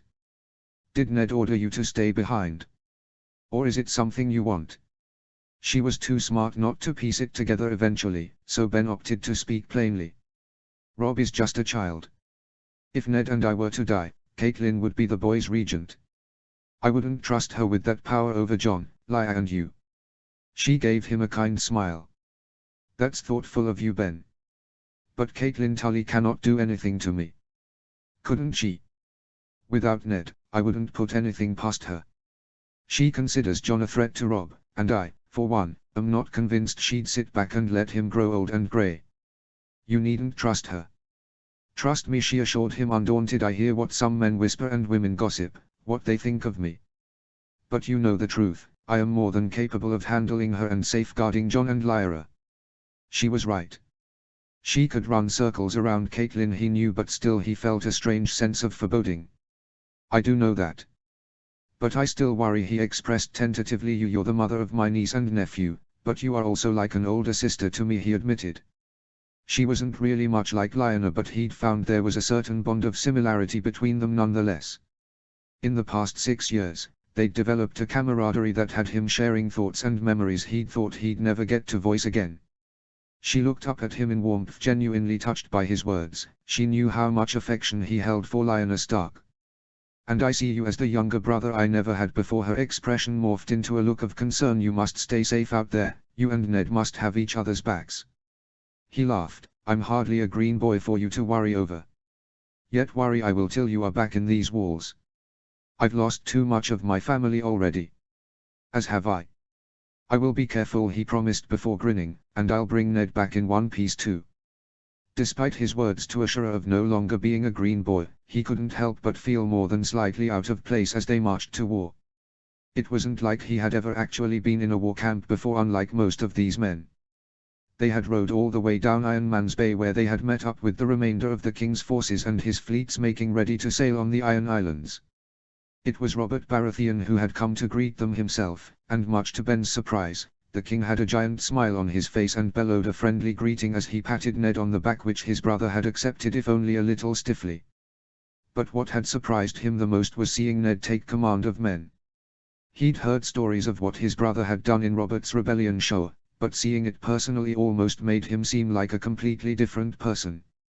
Ben had gotten to sit in on the war councils too, but it felt more like a courtesy because of his name, and he'd had less to contribute than the many much more experienced lords. He'd ended up wandering into an inn that evening, parched and desperate for a drink, when he heard a feminine voice speak. I know who you are, she claimed boldly. You are the young pup. Benjen Stark. A wave of annoyance washed over him at the nickname.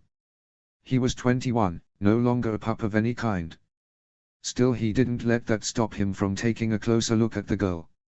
She was tall, nearly as tall as he was, but with a lanky and wiry build. She had the long face of the north, dark hair but blue eyes like a fresh lake. She was pretty. He'd found himself thinking she'd look just in place in a dress as she did in that armor. You look far too young to be calling anyone a pup, let alone me. Are you sure you were even allowed in this camp? He watched as her eyes narrowed. I bet I can take you. Take me? He asked, confused. In a fight, I meant. Not in bed, she explained awkwardly, though I bet I could do that too. Ben snorted. And does my taker have a name? She does. One she would be willing to tell you, if you bought her a cup of ale. Are you old enough to drink? He teased. I'm 7 and 10, she answered hotly. He decided it was best to back down. A drink for the lady, he called out. Daisy Mormont, she mumbled minutes later between sips. He caught on. I should have realized. The finest female fighters trained in all the North. I'd swear Lionel wished she was at Bear Island rather than Winterfell more often than she did not, much to my father's ire. That seemed to have picked up her interest. He didn't like us, Lord Ricard, she meddled perplexed. He was rather traditional. My sister was not. He considered you guys a bad influence the moment she started pestering him to let her carry a sword. But we used to admire you, pretend we were training like Mormonts when we fought with sticks.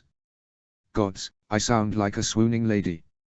Yet his words had been the truth. The Mormonts were known for having the best female fighting force probably in the kingdoms, if only because not many other places bothered training women. Daisy didn't seem to mind as she just smiled. And now we prepare for war. Are you scared? She questioned, and he could see her own nervousness. I am, he admitted, unsure why he was trusting her with this. Not of dying. Not for my sake. But if Ned and I don't come back, I worry about my niece and nephew. She looked befuddled. I'm sure they will be safe, she consoled. The Ironborn would never dare venturing that far into the mainland even if we lose here. Yes, I'm sure Rob, Sansa and Arya would remain quite safe, he concurred. It's Jon and Lia, my brother's natural-born children, I can't help but be scared for. Her eyes widened in understanding, and she looked appalled at even the thought. Surely, they will be cared for. They are only little children. It wasn't their actions that led to their birth. If only someone else could see it that way. As much as Ashura insisted she didn't think Catelyn was in on her mate's plot to murder Jon at the lake last year, Ben had his doubts. He saw the way she always looked at Jon. And that sense of dread he'd felt before leaving wouldn't leave him. Ashura will do everything she can to ensure it, and I would never dare bet against her, but I still fear it all the same. Ashura Dane, he heard her murmur, sounding strangely put out. They say she's the most beautiful woman in the Seven Kingdoms. Ben shrugged. She is beautiful. But it's her strength I admire the most. She doesn't have a sword, yet she's as formidable as anyone I've ever met. He reflected. Come to think of it, I think you two would get along rather well. I doubt it, she muttered too softly for him to hear before standing up. Well, it was nice meeting you, my lord. And I thank you for the drink. I should get some rest before we set sail tomorrow. Benjen stood up, suppressing a surge of disappointment. Of course, my lady. I hope we will see each other again soon. She was looking at him peculiarly, as do I. Jon Snow. Jay, he heard a voice whisper. He turned to look around but saw only white all around him. Who's there? Who said that? It's me, silly. You're Mandir. Mandar who? He asked with a frown. That only seemed to make the girl giggle with delight. At least, it sounded like a girl to Jon. I have to go, bye Jay. She whispered quickly as if she had been caught doing something naughty. See you soon. Wait, come back, he pleaded, chasing after the voice, and my name is Jon, not Jay. He shouted into the wall, but it was no use as the sound seemed to have disappeared. He blinked, finally realizing he was standing in front of Sansa's room. I'm in the castle. Of course you are in the castle, he said to himself snidely, where else would you be? Yet he still found himself looking back in confusion only to find the same old Winterfell. But what had all that white been then? He could have sworn he'd been in some white room. Help, he heard a squeak and his eyes widened in panic. Sansa. He swarmed toward her door just to find it was locked and none of his battering or slamming so much as flinched it. As he readied himself to hit at the door again, his legs seemed to have a plan of their own and they moved till he realized he was climbing his way up the pipes of the heating vent to the roof of the room. There's an opening on the room's roof, he remembered. If I can get there, I can get inside. Once he was at the top, he saw to his surprise his brother was already inside. Robb had ripped one of the stranger's ears off with nothing but his mouth, and Jon watched the other man approach with his knife as he started unscrewing the top. Come on, he told himself, any second now. But the top only lashed in place. What? He had turned it the wrong way, he realized, paling. He looked down and to his horror saw the man stab Robb straight through the heart, making his brother let out a strangled gasp as his eyes grew lifeless. Robb, he screamed, banging down. No. The men picked up Sansa from her crib and dashed out, and Jon gasped, finding himself breathing heavily on his own bed and drenched in sweat. It's only a dream, Jon assured himself. Rob is alright and Sangza too. Hey, you're already up, someone said brightly, and he jumped in fright only to see a pair of shining blue eyes and shaggy red hair smiling down at him. I was thinking whether to use a bucket of water or tickle you awake. Rob, what are you doing here? He whispered. It's the middle of the night. Bringing you on my adventure, of course, his brother grinned, before explaining his self-proclaimed genius plan. Why just me? John whispered. You could get Lia too. Lia, he questioned as if John were mad. Do you know what she'd do to us if we woke her up from her beauty sleep at this hour? She'd wake the whole castle with her screaming for a start. Come on, John. Stop being such a craven. Rob said, exasperated. I'm not craven, I'm just being cautious. It's not you that will get in trouble if someone tells your mother. John insisted. We are hardly starting a food fight in the Great Hall to get caught. Rob whined, rolling his eyes. No, just trying to sneak sweets for our baby sister at the hour of the wolf.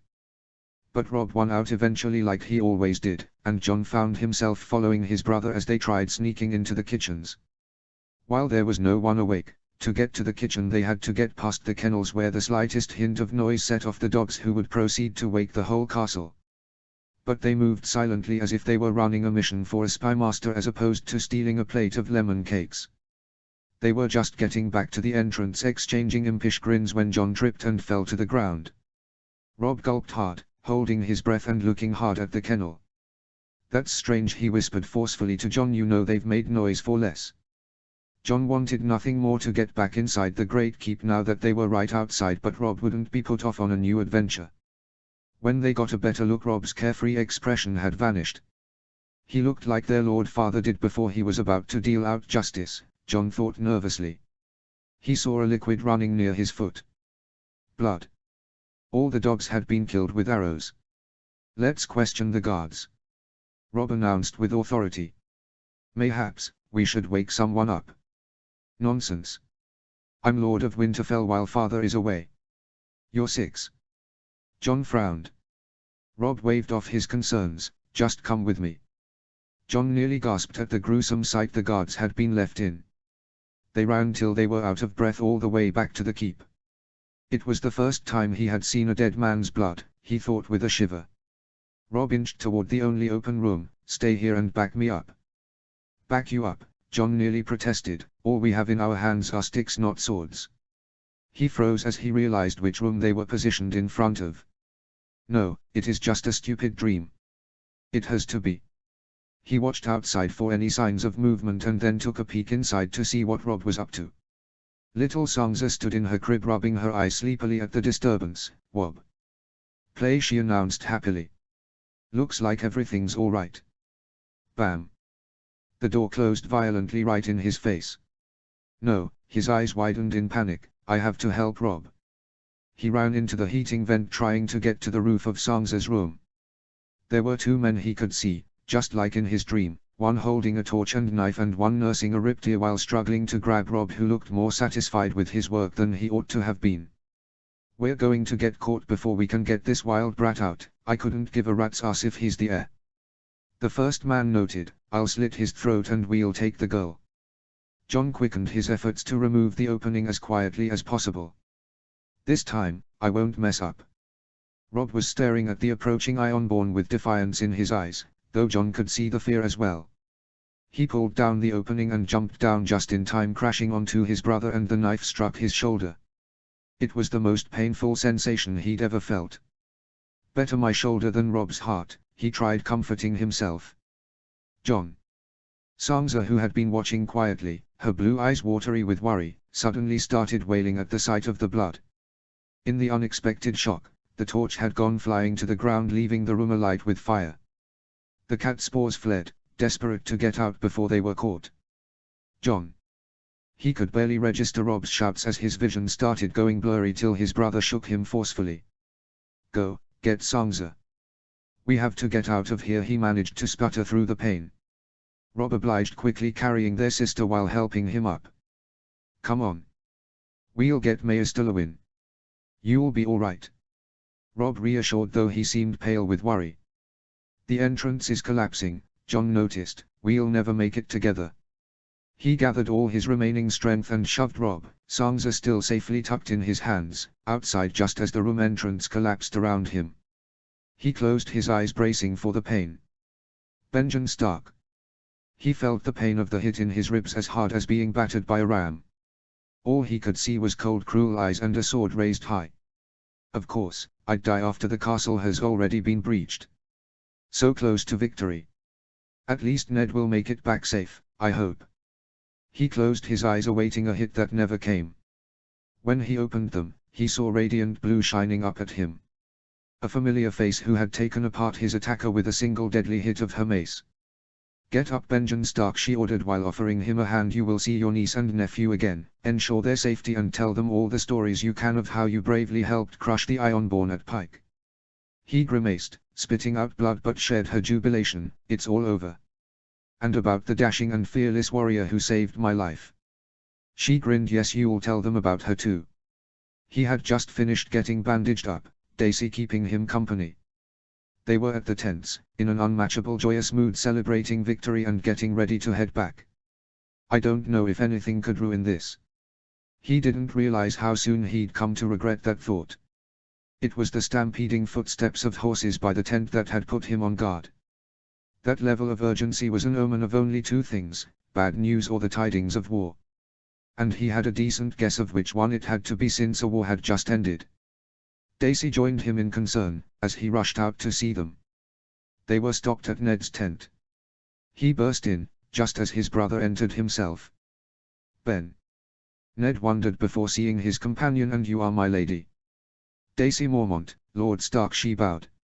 He gave them a smile, but Benjen was in no mood for small talk.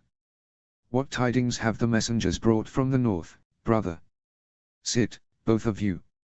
I have only just come to ask myself. I was told it was urgent. The messenger looked unsettled, to say the least. Lord Stark, news from Winterfell. Go on then, lad. Spill it. Some Ironborn infiltrated the castle in disguise, my lord. They tried to kill your son Rob and kidnap your daughter Sangza. Ned stood up swiftly. What? The messenger hastened. They were stopped, my lord. The men have been captured and tossed in cells. The guards caught them then. No, my lord. 'Twas your base, your other son John, who saved them.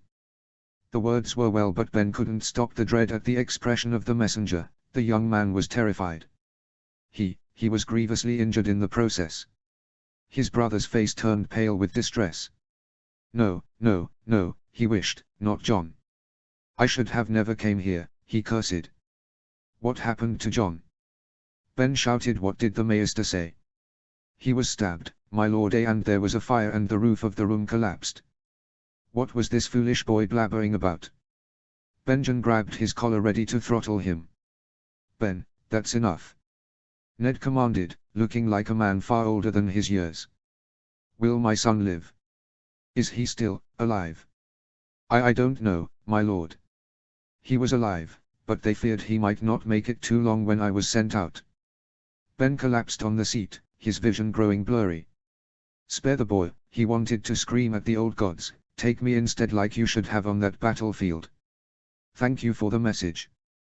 Did they give you a letter? The boy scrambled around, picking out the letter, which Ned grabbed with shaky hands. That will be all. He dismissed him. Ned let out a shaky breath, while running through the content of the letter. What do they say? Nothing more than what that boy did. Gods. What if it wasn't an accident? Ben asked angrily, bringing his thoughts to life. He saw Daisy's eyes flick to his brother nervously. What if your dear wife finally found a way to rid herself of John now that we were gone? It wouldn't be her first attempt. His brother looked shocked at the revelation, before regaining his unmoving mask, though the wheels seemed to be turning in his head as well. Even you don't really think that? She has her faults. But she would never put Rob or Sangza's life at risk. No, but who is to say their lives were ever at risk? Only her letter and the messenger boy she sent. Ironborn would be the perfect cover. Then perhaps you should read this. He smacked a second tear-stained letter at his chest. Ben's face fell. It's from Ashura. Yes. You might even believe it since you seem to trust her more than you do me these days. I don't intend on arguing with you about this, not now, not while John might be. Ned stumbled over his words as the full realization slammed into him like a tidal wave. He rushed past them and out of the tent, and Benjen saw his eyes go red and watery. Ned Stark. They rode without stopping all the way back to Winterfell, and he had ended up buying new horses every time they were forced to stop, unwilling to wait for them to rest. "Where's John?" he demanded immediately after reaching the gates. Catelyn's eyes darkened, but Robb answered promptly, "He's still in his room, Papa." He rushed up the stairs and burst into the room to see his son still sleeping. "Lyra," he turned to the girl, "would you please leave Mama and I to talk?" She didn't look pleased, but his daughter faithfully trudged out just as Benjen walked in. "Will John?" "Maester Lewin said he's out of danger. He should wake soon." "Ash?" he questioned, alarmed seeing the heavy bandages wrapped on her. "Your arm."